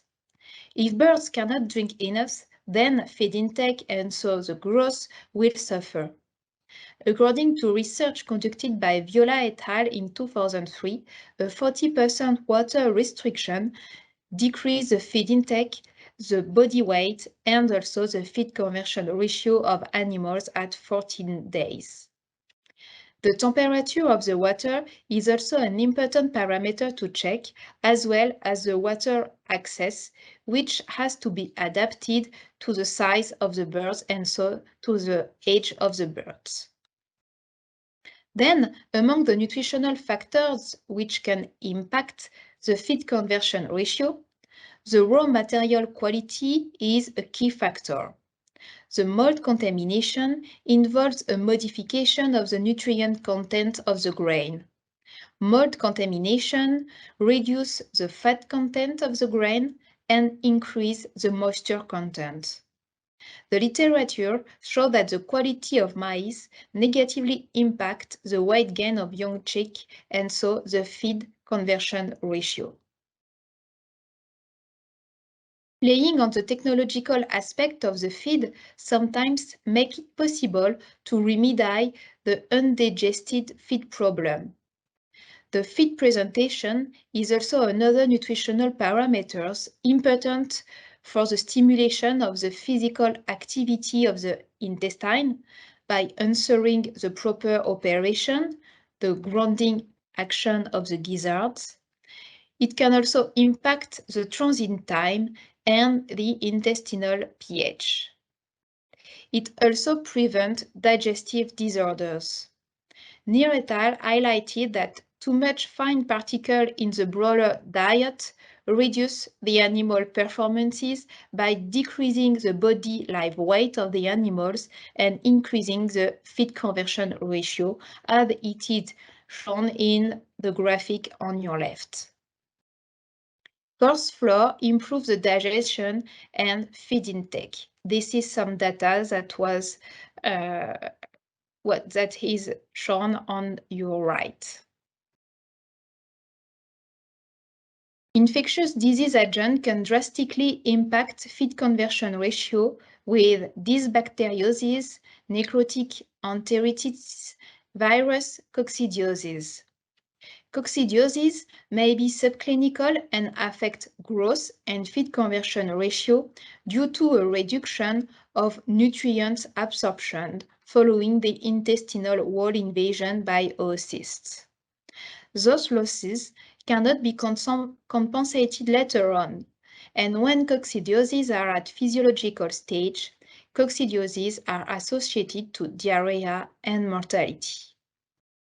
From an economical point of view, the losses due to coccidiosis are estimated from 4.2 to 6.8 euro cents per bird. Additional losses can be added linked to the development of Clostridiums leading to enteritis, and is estimated between 4 to 7.3 euro cents per bird. Another infectious disease agent are bacteria, as Clostridium, E. coli, Salmonella, etc.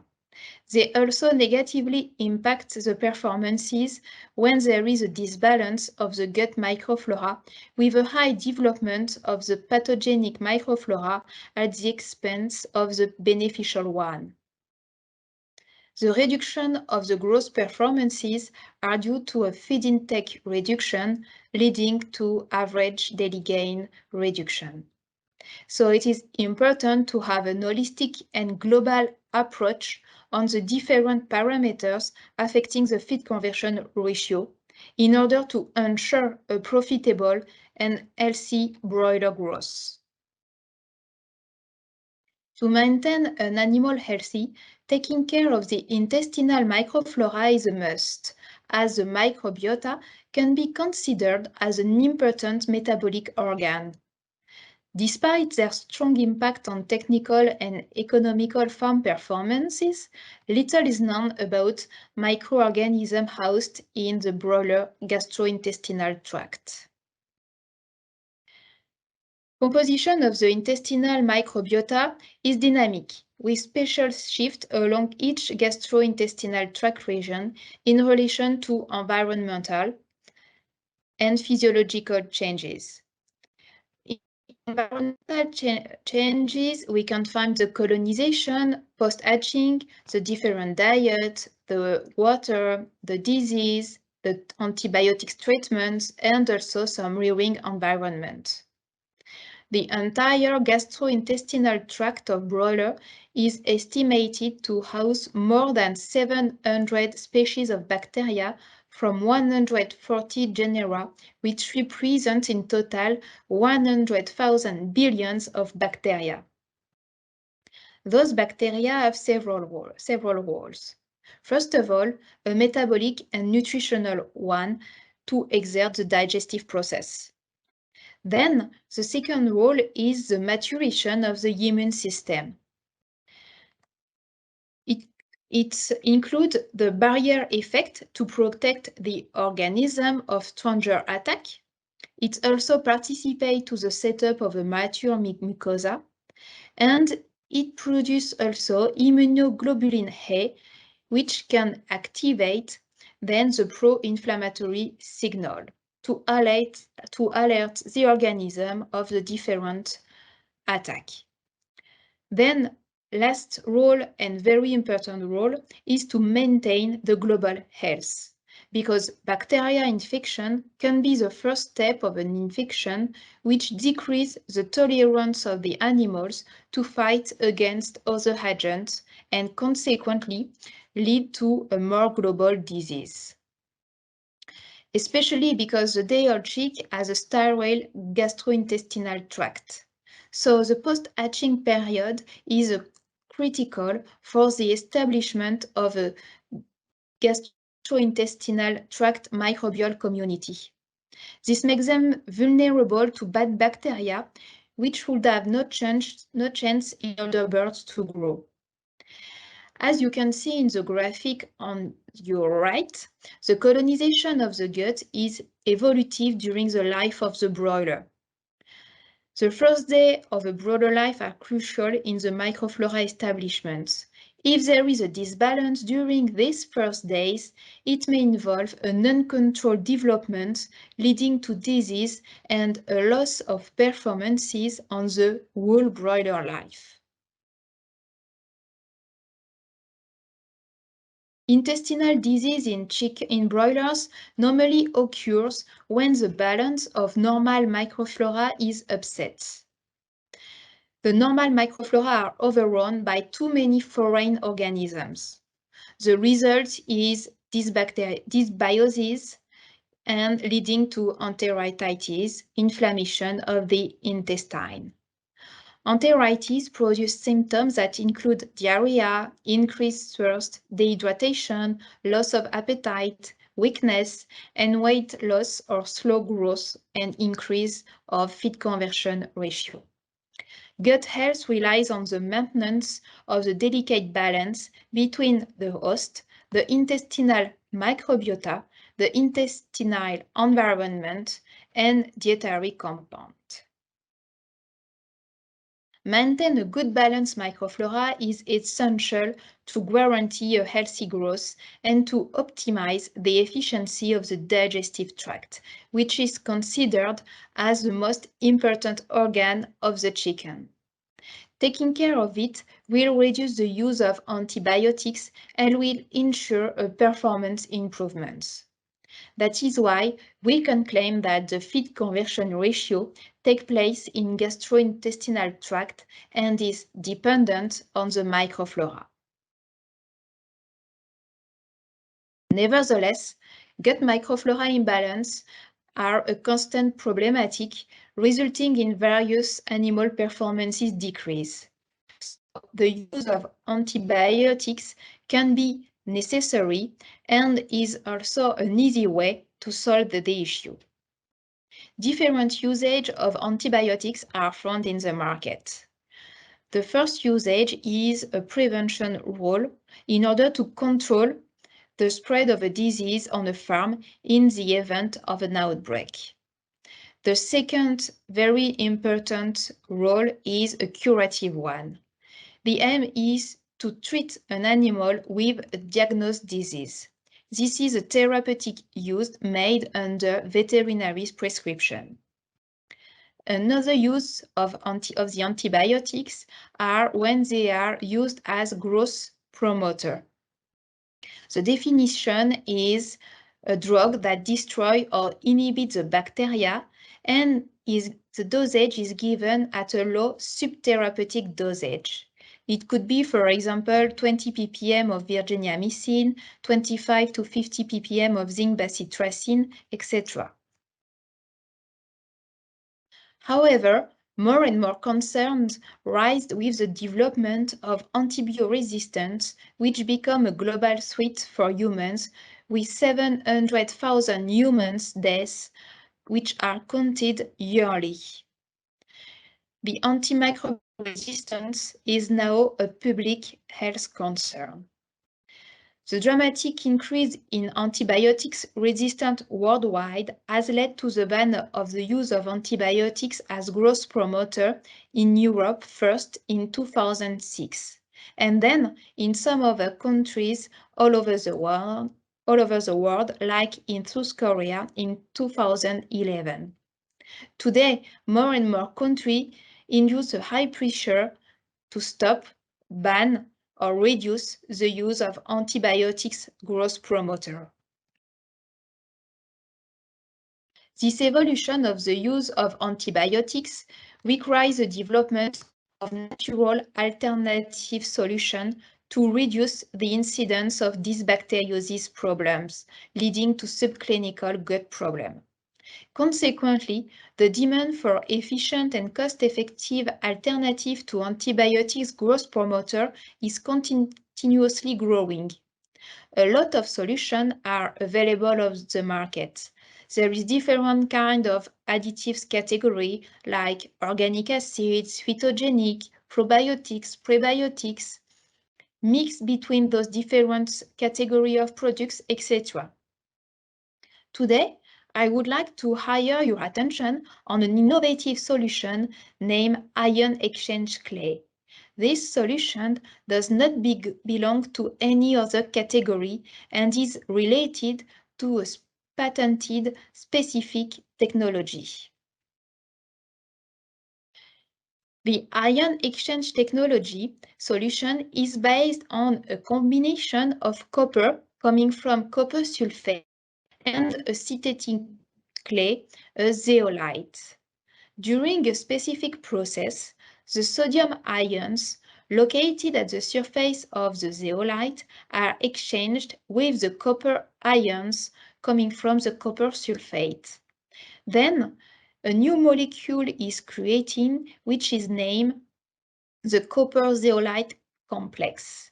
It is a patented chemical form. This ion exchange technology benefits of the interesting properties of both elements, the copper and the zeolite, in order to enhance the antimicrobial activity of the copper at very low concentration in comparison with the level we can find in the feed. The copper zeolite complex contains almost 1,000 times less copper than the current copper level found in the feed. The zeolite potentializes the copper activity thanks to its location at the surface of the clay. Furthermore, as clay are never absorbed in the organism, the copper zeolite form remains in the gut during the whole digestive process. The copper is not released in the gut because the electronical bond between the copper and the zeolite are very stable. Consequently, the copper coming from this solution is never absorbed in the gut. Another very interesting property is the very fine particle size of the copper zeolite complex. Thus, it is highly dispersible in the gut, and the probability of meeting between the bacteria and the copper zeolite complex is very high. Another interesting property is in the context of environmental preservation and sustainability constraints, the copper zeolite complex helps farmers to reduce the copper excretion in the feces and so its presence in the soil. The process of ion exchange technology between ions and a specific clay is being used for a while in various areas as hygiene product, soap, toothpaste, medical polymer, and building materials due to their well-known antimicrobial properties. In animal nutrition, this technology is unique and aims at securing the digestive process by preventing any imbalance in the gut microflora thanks to a selective inhibition of pathogenic bacteria. To illustrate its mode of action, pictures taken at the electron microscope were done. The ion exchange technology attracts polar membrane thanks to a difference of electronical charge between the bacteria membrane and the copper zeolite complex. It is like a magnet effect.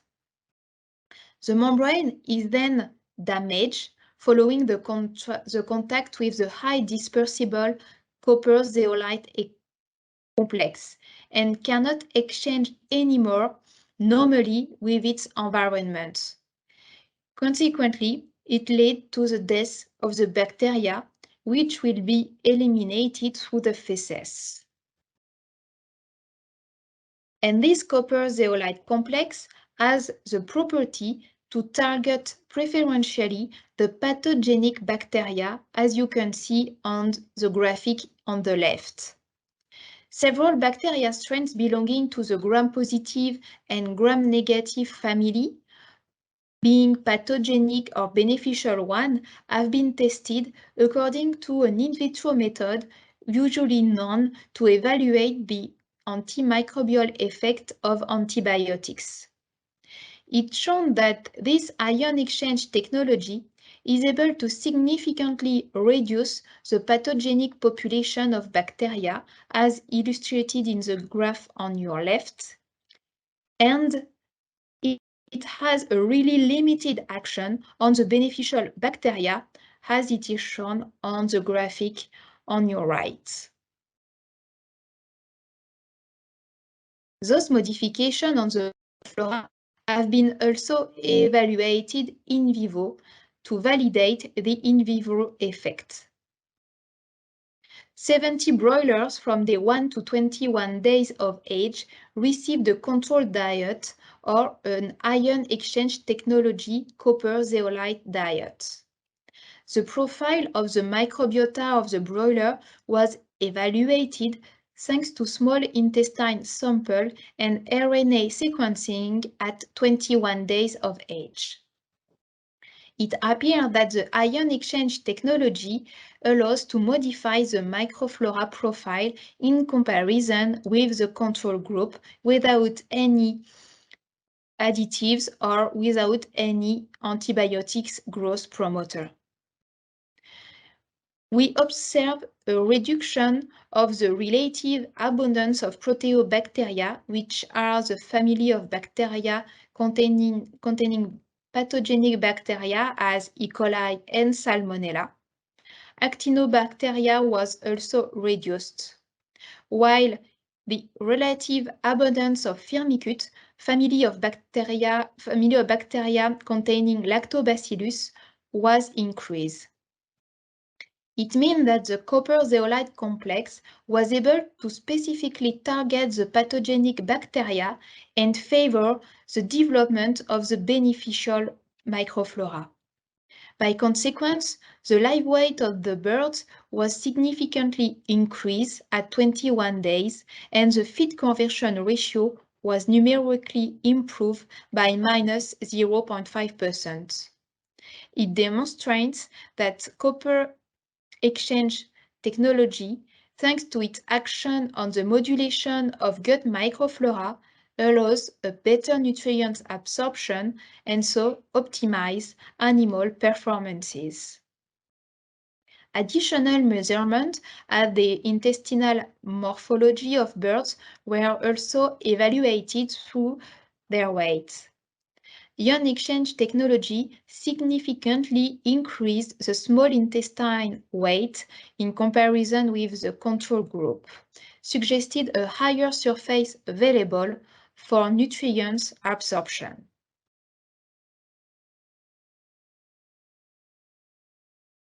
Also, a higher diameter of the genome with ion exchange technology was observed, which confirmed the interest of this solution to work on the modulation of the gut microflora to optimize the animal performances.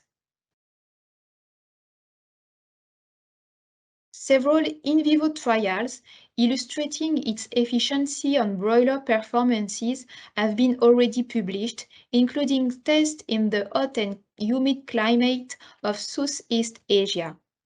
Results of 36 broiler trials demonstrate that this ion exchange technology applied on broiler diet is a reliable, natural growth promoter solution which allows a significant feed conversion ratio improvement. In average, an improvement of the average daily gain by plus 2.9% is observed and a reduction of the feed conversion ratio by minus 1.8% is observed. This ion exchange technology obtains more positive and reliable results than the data available in the literature on the efficiency of the antibiotics used as growth promoter. This ion exchange technology is an efficient solution to replace antibiotics growth promoter. And to demonstrate it, a trial was run in Malaysia at the UPM University on cob broilers. Animals from day 1 to 42 days was tested, and the aim was to compare the effect of the ion exchange technology in comparison with a control group without any antibiotics or any other solution, a positive control group with zinc bacitracin at 25 ppm, which is a group considered as a antibiotics growth promoter, and also a competitor product based on plant extract. The results shown that the ion exchange technology improved the performances better than the zinc bacitracin used at antibiotics performances. The final weight, the feed conversion ratio, the mortality, and the production efficiency index were improved.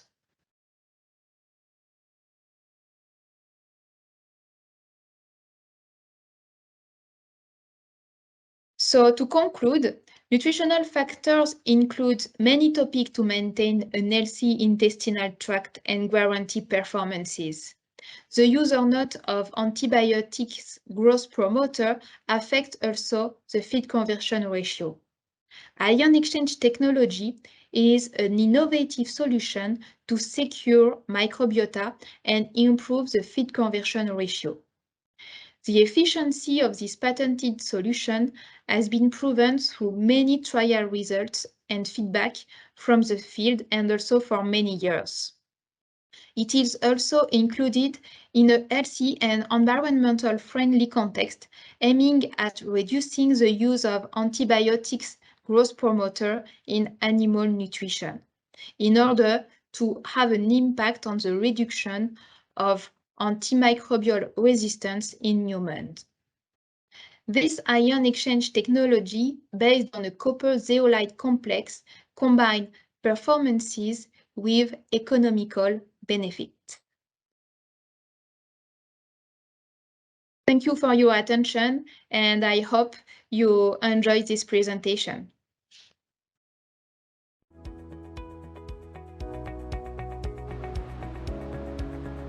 Thank you very much, Ms. Pourtau. The fifth paper to be presented for this afternoon's broiler session is Understanding the Power of the Microbiome, a Novel Approach. Our final speaker for this afternoon's broiler breakout session earned his degree in Bachelor of Science in Nutrition from the University of Queensland, Brisbane, Australia. He also obtained his Master's in Molecular Biology in the same university. He got his doctorate in Molecular Microbiology in the University of Tasmania, Hobart, Tasmania. He worked as the Principal Consultant for FCR Consulting Group and Regional Marketing Manager for DSM. He works now as a Global Broiler Solutions, DSM. Ladies and gentlemen, please welcome our final speaker, Dr. Santiago Ramirez. Hello, my name is Santiago Ramirez, and today we are going to talk about the understanding of the power of the microbiome with a modern approach, which is the functional metagenome.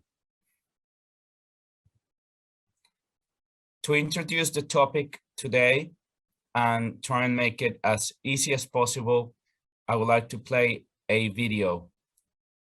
You can also find this video on YouTube later on after the presentation. A microbiome is the community of microorganisms living together in a particular habitat. It's like a complex ecosystem of microscopic life forms. All humans, animals, and plants have their own unique microbiome, but so do environments like soils and oceans. Microbiomes play a vital role in the health of these living systems in ways we're only just beginning to understand. For example, the human gut microbiome is essential for our digestion and nutrition. But there's also evidence it may play a role in certain cancers, and even influence processes in the brain and our mental health. Microbiomes in soils are fundamental to global processes like the nitrogen cycle, while ocean microbiomes help provide around half of all the oxygen generated on Earth each year. Microbiomes also play an important role in food security, particularly those associated with crops and livestock. And we utilize microbiomes widely in industry, like in the production of food, drink, and biofuels.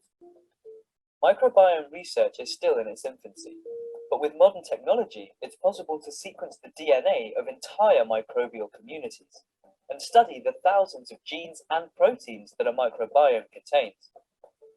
In the future, a more holistic understanding of microbial life could help us better treat disease, protect the environment, and harness the power of Earth's ecosystems.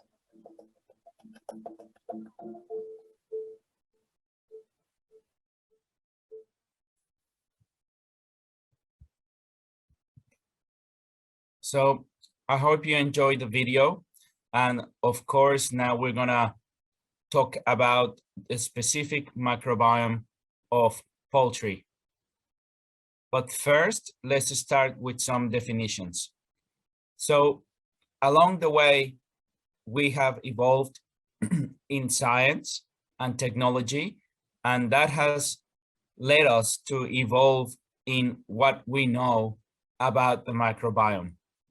So from a long time ago, we were talking about the microbiota. We will go a little bit deeper into these definitions, but for the understanding of the evolution, let's think about the microbiota as just different organisms. And then we are now learning and talking about the microbiome. And this was not long ago where we were finally understanding the communities of microorganisms that lived in the microbiome and its surrounding environment. And now we're talking about the metagenome. And the metagenome is now all of the functions from the different organisms, from the different communities, and how they work together or how they can change and modulate. And in terms of poultry production, this is an important component because we know that feed is 70% of the costs, and we know that feed affects not only the microbiota, but the microbiome and also the metagenome. And we will discuss this in detail a little bit later. So let's understand a little bit more in detail these concepts. So for the microbiota, think as the employees of a company or the musicians in a band. And when it comes to poultry, you can think about the good and bad bacteria, or a good or a bad musician. And even if you have a good musician, but you don't have an orchestrator and you have a bad musician, the music coming out of that particular room may not be very good. Then we move to the microbiome. So think about this as the company or the band orchestra. So now you got a lot more players, but similarly, one person can play something and another person can play something, all very well, but the music or the sounds coming out of it may not be all that good.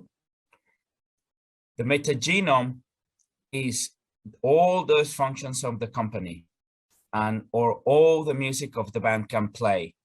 And if it's in unison or in a state of homeostasis, then that entire music will play together and will sound very nice. When the poultry is sick and we have the dysbiosis, this is where it might become a problem. So we can see that understanding the microbiota, meaning which bacteria are in the chicken, could be important, but it's also important to understand what those bacteria or microbes are doing and what type of music is being played in the microbiome. So I hope this analogy is of help. So we go to the history of gut health, and we in the past have been very much focused on the taxonomy. So the taxonomy analyzes what type of bacteria are present, and if you go really advanced, how many they are of each. For example, we talk about E. coli, we talk about Salmonella, we talk about pathogenic E. coli, we can talk about pathogenic Salmonella, and so on and so forth. But this is between, hundreds or thousands of species that you can analyze from the chicken microbiome. And thinking about it, it's quite challenging because there's not only bacteria, but there is yeasts and molds. There are also viruses that can affect the chicken, or viruses that can affect the bacteria that live inside the chicken microbiome. And also we have some parasites to make things a lot more complicated. So until very recently, we have been talking about what we can understand. So in the 1800s, the concept of the microbiome or bacteria or organisms living inside the gut was present in the 1800s because we had the microscope. Then we advanced to culturing, and this is where we could take a sample of the microbiome, for example, the chicken microbiome. We can culture that, and we can somehow understand which bugs were growing. And then we started to use gel electrophoresis, which can start to break down big components of that extraction and actually start looking at the DNA differences between those organisms.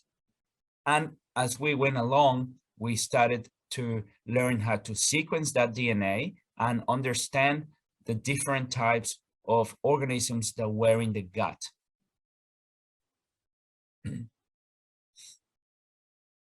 So let's move to 2010, where most sequences were still focused on that taxonomy. So how does this work? You extract DNA from samples and determine the base pair sequencing. And you can use those sequences because they will be different to other genetic sequences that you may get from another organism.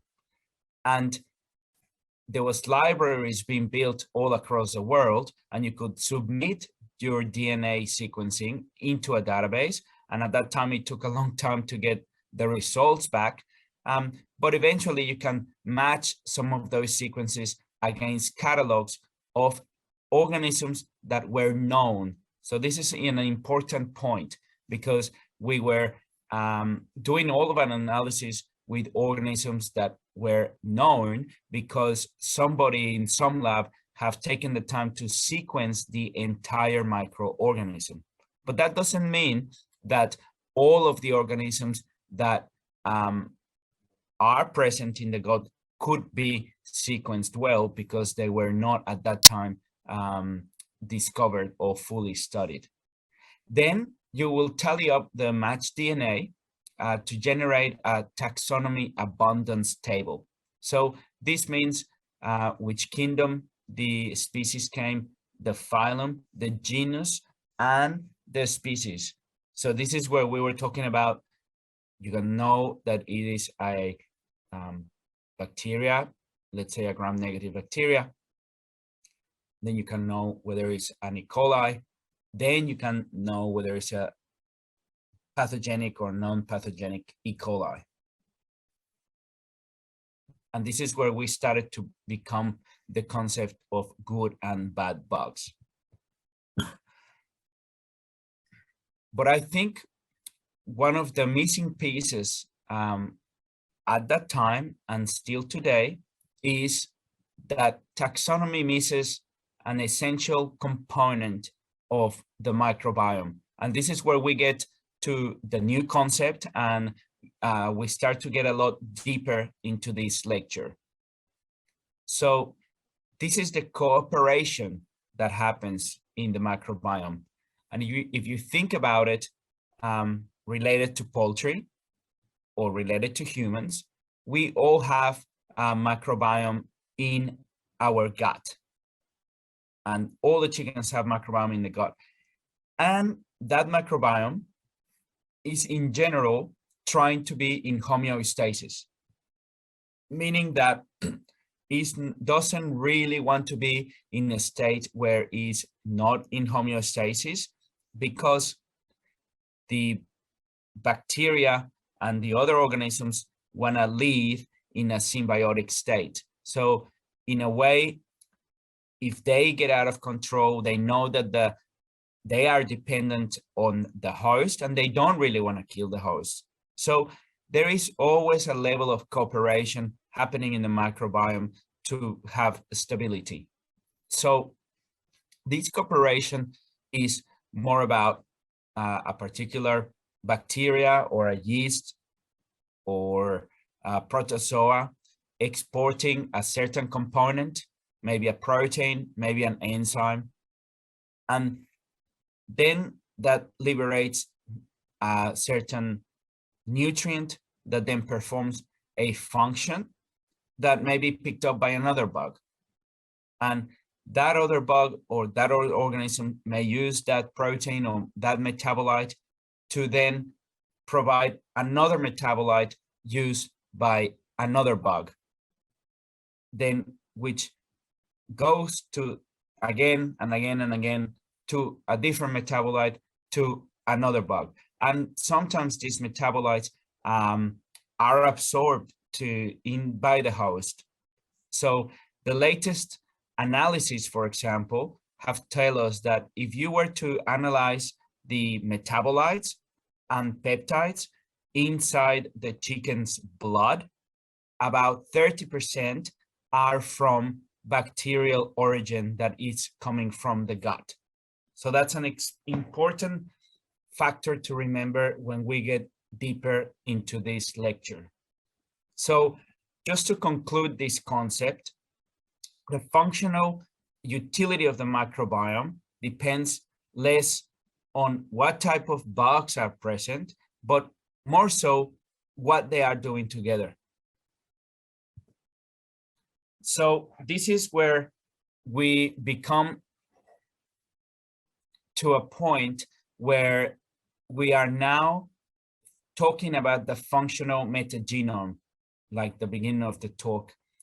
And we are imagining, or we need to conceptualize, that the microbiome is not just a collection of bugs or microbes, but it's actually an organ. So I think we are in a very special point in science, in poultry science, because you imagine the first person that first discovered the kidney, or the first person that ever discovered the heart, or the pancreas, or the brain, right? Now we have discovered that the microbiome is an actual organ and is made up by a group of cells that have adapted to perform specific functions. So I think we are at a breakthrough point of poultry research, and I'm very, very excited about this. So let's talk about it in more detail. So, like other organs, we need to start to think about the microbiome via its functions and not just its cells. So this is where the concept of the functional metagenome comes from, because it denotes all the metabolic pathways of the microbiome organ as a whole. And here you can see an example that you might have metabolite A being utilized by a certain process inside another bacterial cell and turn into a metabolite C or a metabolite B, which then is used and turned by other organisms to a metabolite D, for example. Or you can have another pathway going on. And we will understand about these pathways and its benefits on the hosts very shortly. So when we don't see this as a whole, we also adopt other technologies that can now measure the function and not the taxonomy. So we understood how the microbiome can be extracted from the chicken's gut. We can measure their pair DNA, we can match the sequences, we can tally the matched DNA to quantify the abundance of each metabolic function, which is present in the collective microbiome, without assigning the genes to different organisms. So this is where we have a very different way of looking at the microbiome. So again, instead of just looking at who is there or which bacteria are there, we are now looking at what they are doing by studying the metabolites of that chicken microbiome. So this is the modern approach to poultry health and gut health, which is not only looking at the bad bugs or the good bugs, but what that microbiome is doing. And in terms of poultry health, we are gonna now look at what metabolites we know about and what are they doing for the chicken. So just to conclude the first part, we have, of course, in a chicken house, we have certain different environments. For example, some chicken houses are close to the ocean, some chicken houses are close to the mountains. So the environment is going to be different. And the diet can also be different. It can be different from the young chick diet to the latest stages of the chicken, or it can be different because you are getting the feed from a different feed meal, etc. And we know that that diet is going to have an effect on that microbiome because bacteria uses some of that food for energy. And we know that the metabolites or the fermentation products from those bacteria then have an effect on modulating the host animal biology and also affect the immediate environment. So the question has been for poultry health, what if we could finally harness the functions of this organ and actually use this knowledge to affect how the microbiome behaves and affect the health of the chicken and also the environment. So this is where we get a little bit more deep into this talk, where we're now starting to look at the pathways of the microbiome. And how does this work? First of all, we know that bacteria has certain genetics, and that DNA is shared across different bacteria. For example, we've been talking about pathogenic E. coli versus non-pathogenic E. coli. And yes, they have a different DNA that makes them pathogenic because they produce, for example, toxins that are harmful for the animal. But that same pathogenic E. coli also has other genes that are shared with good E. coli that can produce certain byproducts, for example, fatty acids. So instead of excreting harmful toxins, it could actually excrete other metabolites that are of help. So this is where we are now not really worrying about what type of bacteria is there only, but what they can do. So if you look at, for example, what type of metabolites we know, we know that there is energy metabolites like short-chain fatty acids that the host can use for energy.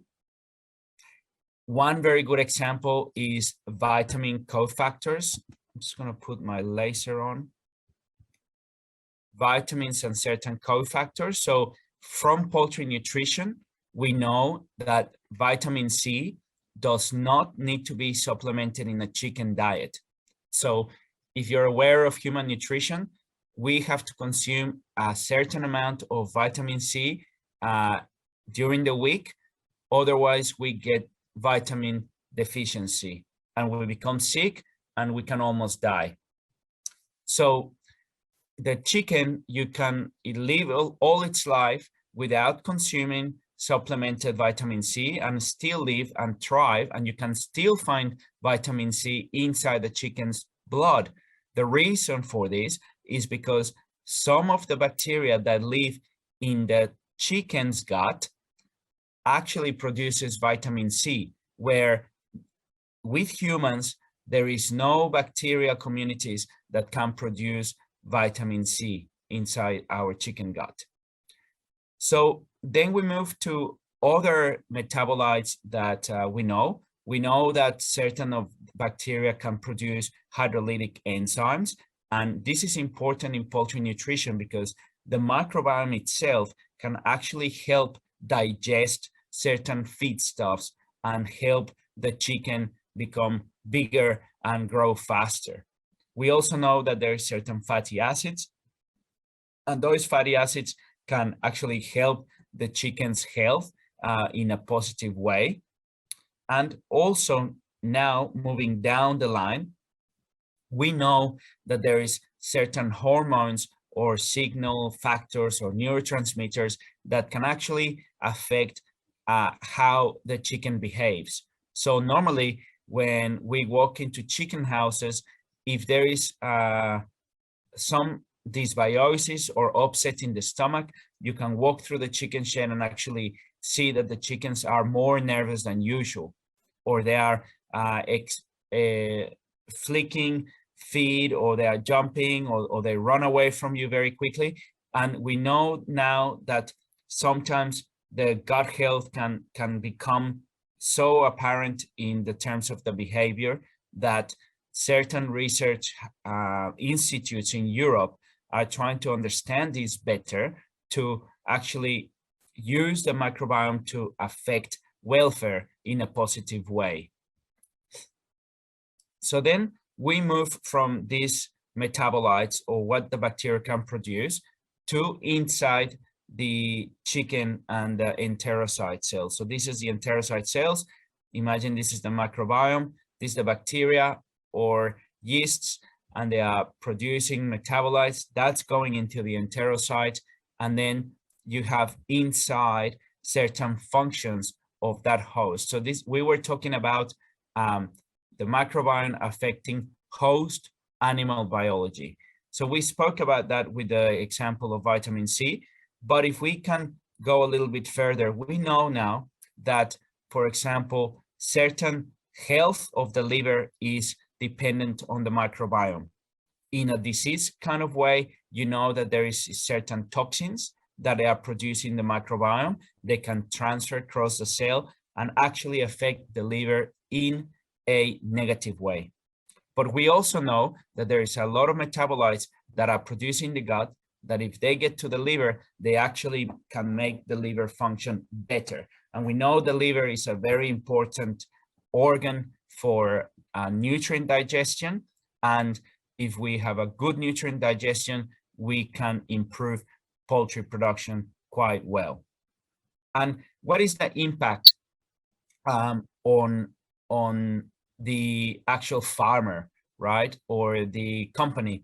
The impact of understanding this is that we can modulate or understand the effects of the microbiome for feed digestibility, feed efficiency, or body weight, health, or also importantly, to control infections or to control the output of that feed, right? So we're talking now about feed to feces, and one important aspect of poultry production is the emissions and the effect that poultry production has on the environment. So a lot of it's talk about ammonia, and we know now that we can understand how the microbiome is dealing with protein, how the microbiome is dealing with the ammonia, and whether that ammonia is actually going to be excreted in the feces, or can that ammonia be reused by the microbiome again and perform another function and produce another metabolite which is not that harmful. So we are now in a point of poultry science where we can start looking at not only just gut health as such, but what can we do with the chicken's gut to produce better metabolites for the chicken and improve the animal welfare, improve animal biology and performance, and also improve the excretion of those nutrients. So I think we are now at a point where you will see in the next 10 years or so, a lot of work being used, being put to use in actual application of poultry production. So just to finish and explain to you a little bit of these technologies that are being now in use in poultry production to date, and give you a sneak preview of what you will see in the next 10 years. I will talk to you about the platforms of that are now linking that knowledge to certain production outputs. So by understanding the microbial metabolic functions or what is in the feed, we can actually change some of that composition or put certain things in the feed to then change the metabolites and change the function of that microbiome. So using a certain platforms of study, we can now use that science to pinpoint or collect specific compounds, get that compound, put it into bigger quantities, put that compound into the chicken feed, and then make the microbiome utilize that compound and have a different output within that microbiome. So this is quite important because, as you would know, the World Health Organizations and other government cooperatives are looking to reduce the use of antibiotics in the animal sector. And this will affect poultry because we have been relying on the use of antibiotics for poultry production for many decades. And when the use of those antibiotics are being monitored or are being restricted, we know from other countries like Europe, which banned the use of antibiotics in 2011, that when you remove the use of antibiotics in poultry, if the chickens get a challenge or get sick, it could have detrimental effects to that poultry farm. So the question now is, can we use other molecules that are non-antibiotics to control that microbiome and keep it in a homeostatic state, and also further use those compounds to stimulate the production of metabolites to improve poultry health as general. With that, I thank you so much for your attention, and my details and my email will be provided, and I will be happy to answer any questions. Thank you very much.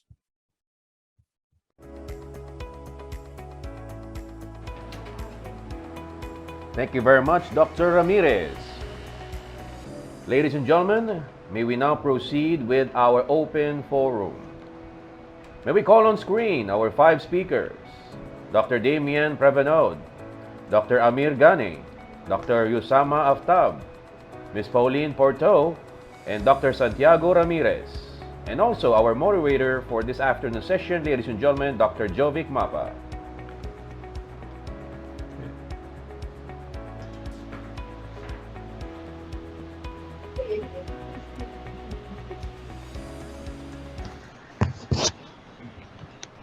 Wow, those were superb information coming from our 5 experts. I know you all have been waiting to ask your questions to them. So we will conduct this open forum by a round of questions, one for each speakers. So let us not wait any moment and start this open forum. Our first question is for Dr. Damien. Dr. Damien, one of our participants is asking if shouldn't we focus more on metabolomic profile to correlate with performance?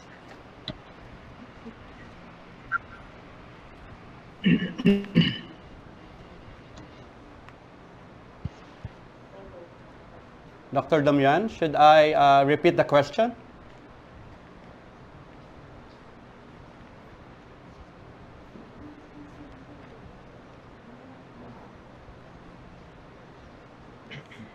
Okay, our apologies. We're having some technical difficulty.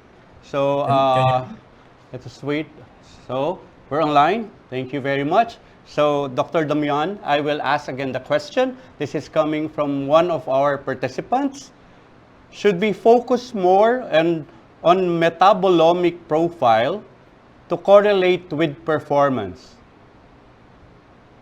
Yeah, can you hear me well? Yes, we can hear you now, Dr. Damien. Thank you. Okay, perfect. So I get a question, so I just wanted to check for the prompt. Thanks for this question. It's a very good one. Yeah, of course there is plenty of reports, plenty of research groups that aiming to test and to find some correlation with some markers at the gut level with performance. It's not an easy task. Today we have some trend, and we know that there is some group of bacteria, or we have some gut test parameters that could be always present when when broilers are reaching good performance. So we have some trend today, but we don't have some precise signature, I would say. So the short answer would be yes. Today we know that, for instance, going to some functions of some bacteria, like Fecalibacterium, I would like to mention this example of this interesting bacteria, because it seems to be very linked to lower inflammation to the gut. And it's coming from human also, and now more and more interest for animal health. So this bacteria, as an example, seems to be very low with very high inflammation and reverse case. And of course, at the end, will be linked to a better performance. So this is one of the markers and function of the microbiota. Then we can assess to try to correlate with good performance. But of course, today there is also other approach. Dr. Damien. So we now go on to Dr. Amir, but before I throw the question, there is a request here coming from our participant. If you may please give the digital object identifier, or DOI, of this study, of your study, Dr. Amir. So one of our participants is requesting for the digital object identifier. Okay. And here is your question. Increasing the number of probiotics and enzyme increases broiler performance, as the study shows. In general, what would you recommend as the most economically efficient dose or ratio of enzyme plus probiotics inclusion? Okay, thanks for the question. So let me say hi to everyone here, and thank you for the event. It's a really good practical question. So the short answer is there is no fixed value. So to come up with that optimal dose and the best combination, it depends on a number of factors. The main one is the diet, is the challenge condition, the KPIs you're looking at. So again, is not something that I can give you a very fixed number to say this level of enzyme plus this level of probiotics is going to give you the best performance. It needs to be worked out based on those factors. But there is a range. So it's definitely starts with the primary enzyme, and such as phytase. And then you need to use the compensatory or the auxiliary enzymes, such as non-phytase one, and there's a group of them, XP, XAP, or alike. So that is really important to get the enzymes right with the proper down spec or matrix values. And then is that combination with the probiotic, that it could be a different program. It could be at a higher dose of the probiotic to go down, or just go, all the way, depending on how heavy you go, what breed you use, what kind of climatic situation, and listen to the colleagues here that the microbiota is not a fixed thing. It changes, and depending on the number of factors. So I hope I answered the question. Thank you very much, Dr. Amir, for a very honest answer. So we go now to Dr. Usama. Dr. Usama, there's a question here on how to calculate the feed cost per live gain in percentage.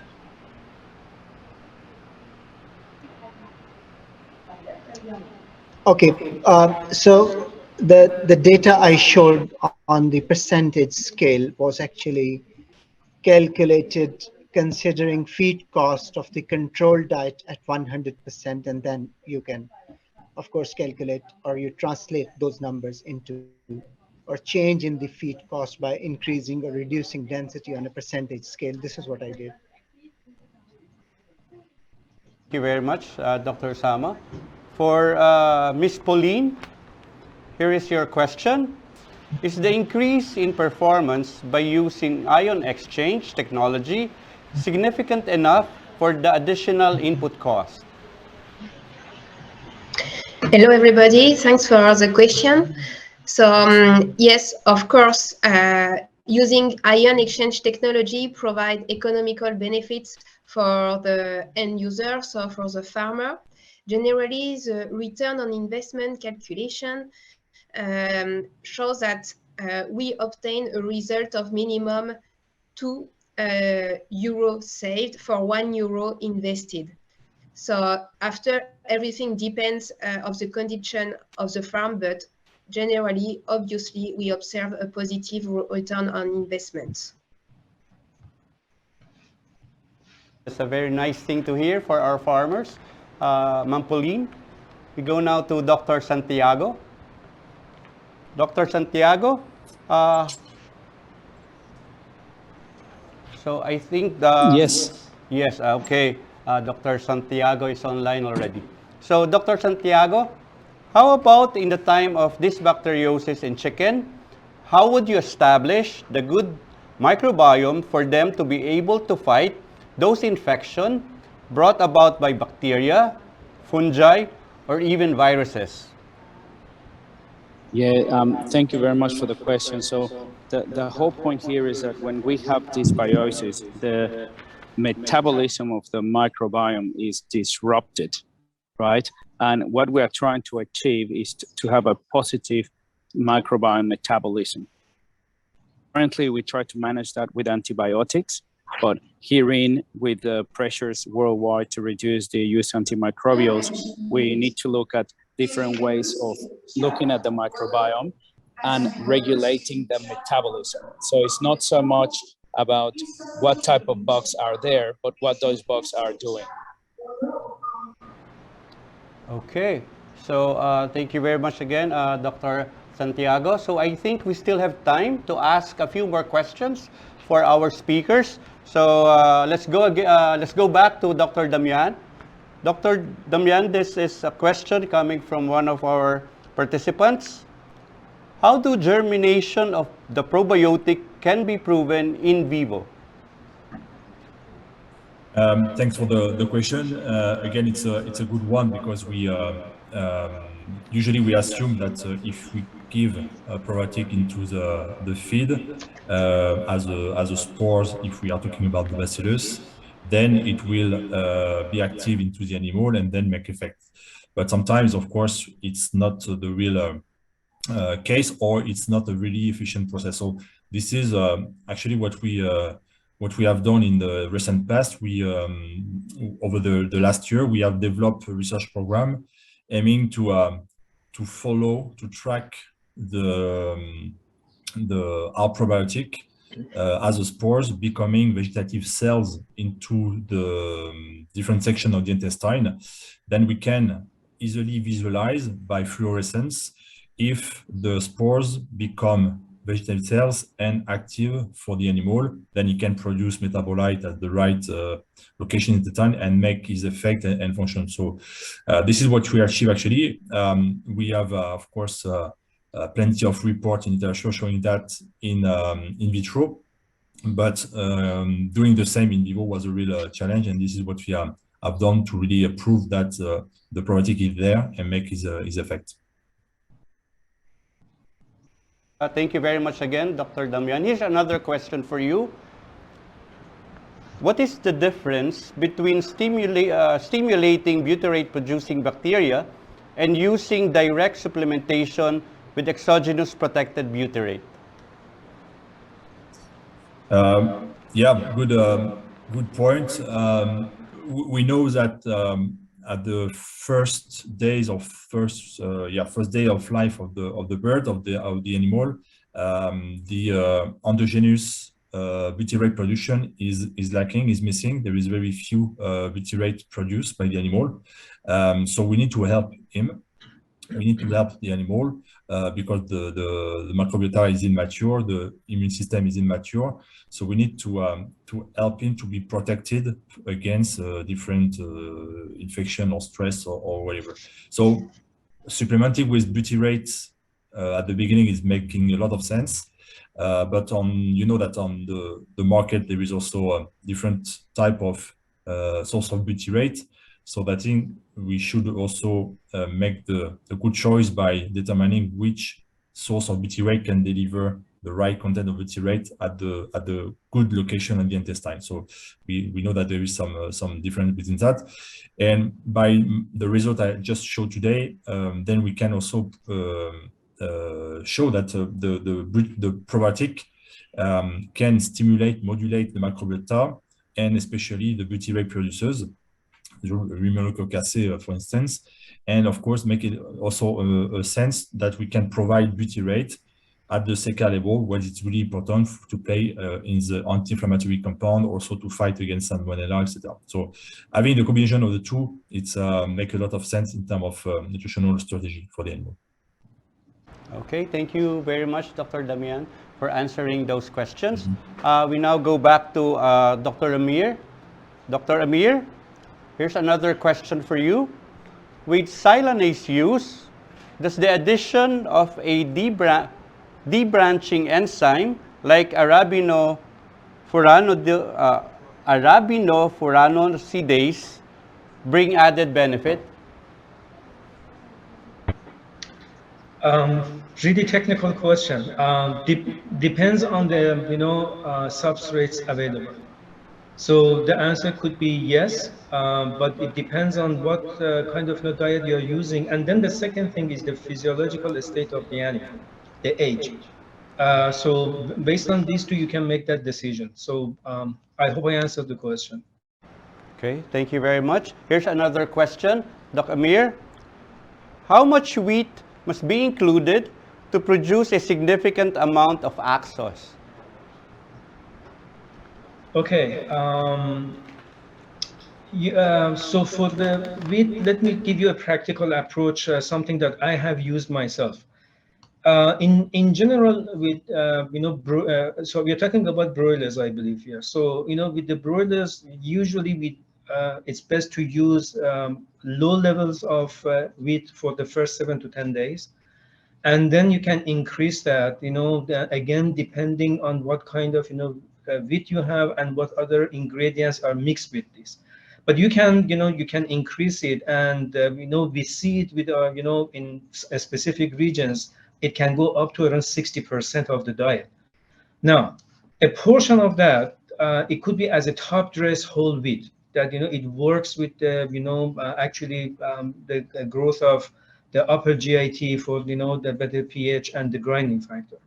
So somewhere over 20%, usually after about 10 days, that you can work with, and you can see some practical benefit. Also consider the source of wheat, or from what region in the world will the wheat be coming from? Definitely, the variation is not about where it comes from. It's more about the wheat itself. Like is it a high protein, the amino acid profile?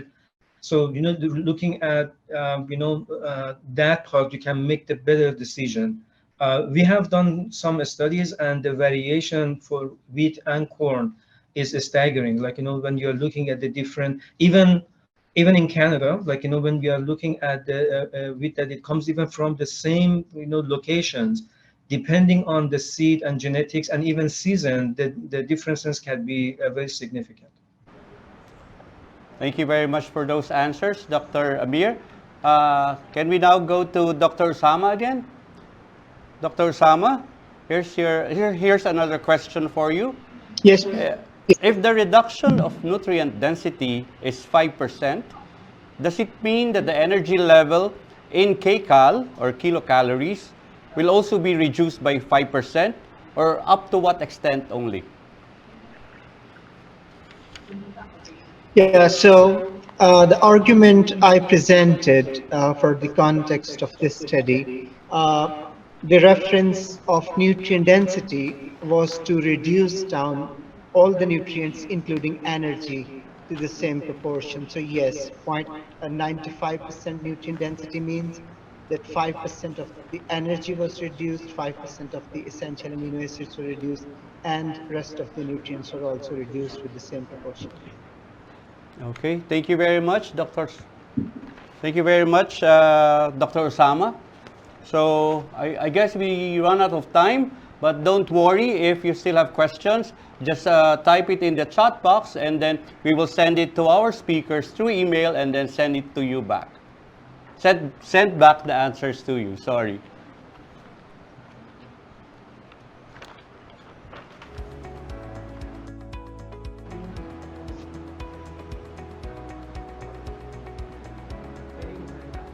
So, go on to the presentation.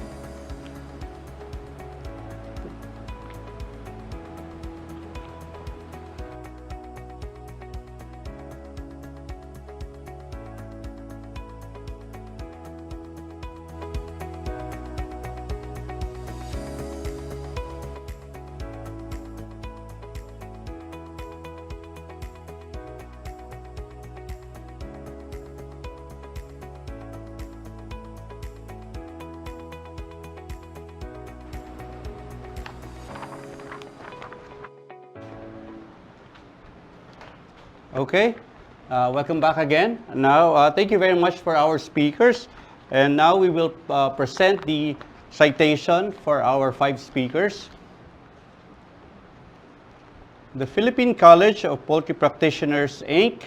presents this Certificate of Appreciation to Dr. Amir E. Ghane, DBM, for having served as a resource speaker during the 2022 PCPP Poultry School Online with the theme Strengthening the Poultry Industry Towards Sustainable Recovery via the digital platform on September 8 and 9, 2022. Given this 8th day of September 2022. Signed, Maria Cynthia R. De La Cruz, DBM, the Secretary of PCPP. Dr. Generoso Rene M. Romo, our chairman for the 2022 PCPP Poultry School Online, and Dr. Esmeraldo B. San Pedro, PCPP president. Thank you. Appreciate it. Okay, and the same goes, we also present the Certificate of Appreciation with the same citation to Dr. Damien Prévéraud, DBM. Thank you so much. And also to Dr. Usama Aftab, DBM. To Ms. Pauline Pourtau. And thank you very much. Lastly, to Dr. Santiago Ramirez.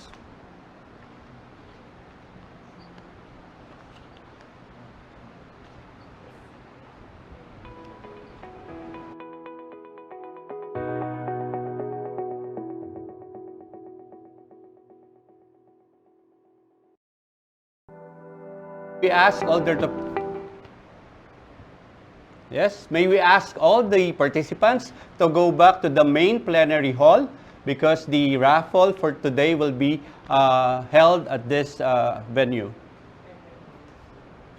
So,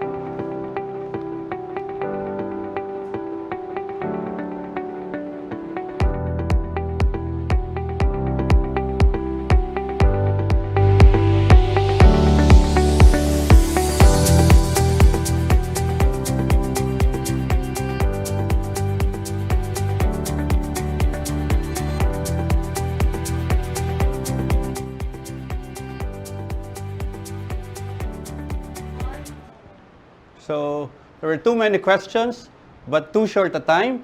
But nonetheless, it's a very good afternoon, and I think we have learned so much from our 5 speakers. So let's bring this knowledge to our own companies and farms.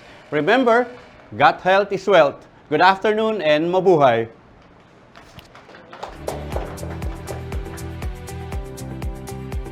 Concludes our afternoon broiler breakout session for today. Thank you very much, everyone, for staying with us, and we hope to see you again tomorrow for the continuation of the PCPP Poultry School Online. At this point, we would like to thank the following sponsors: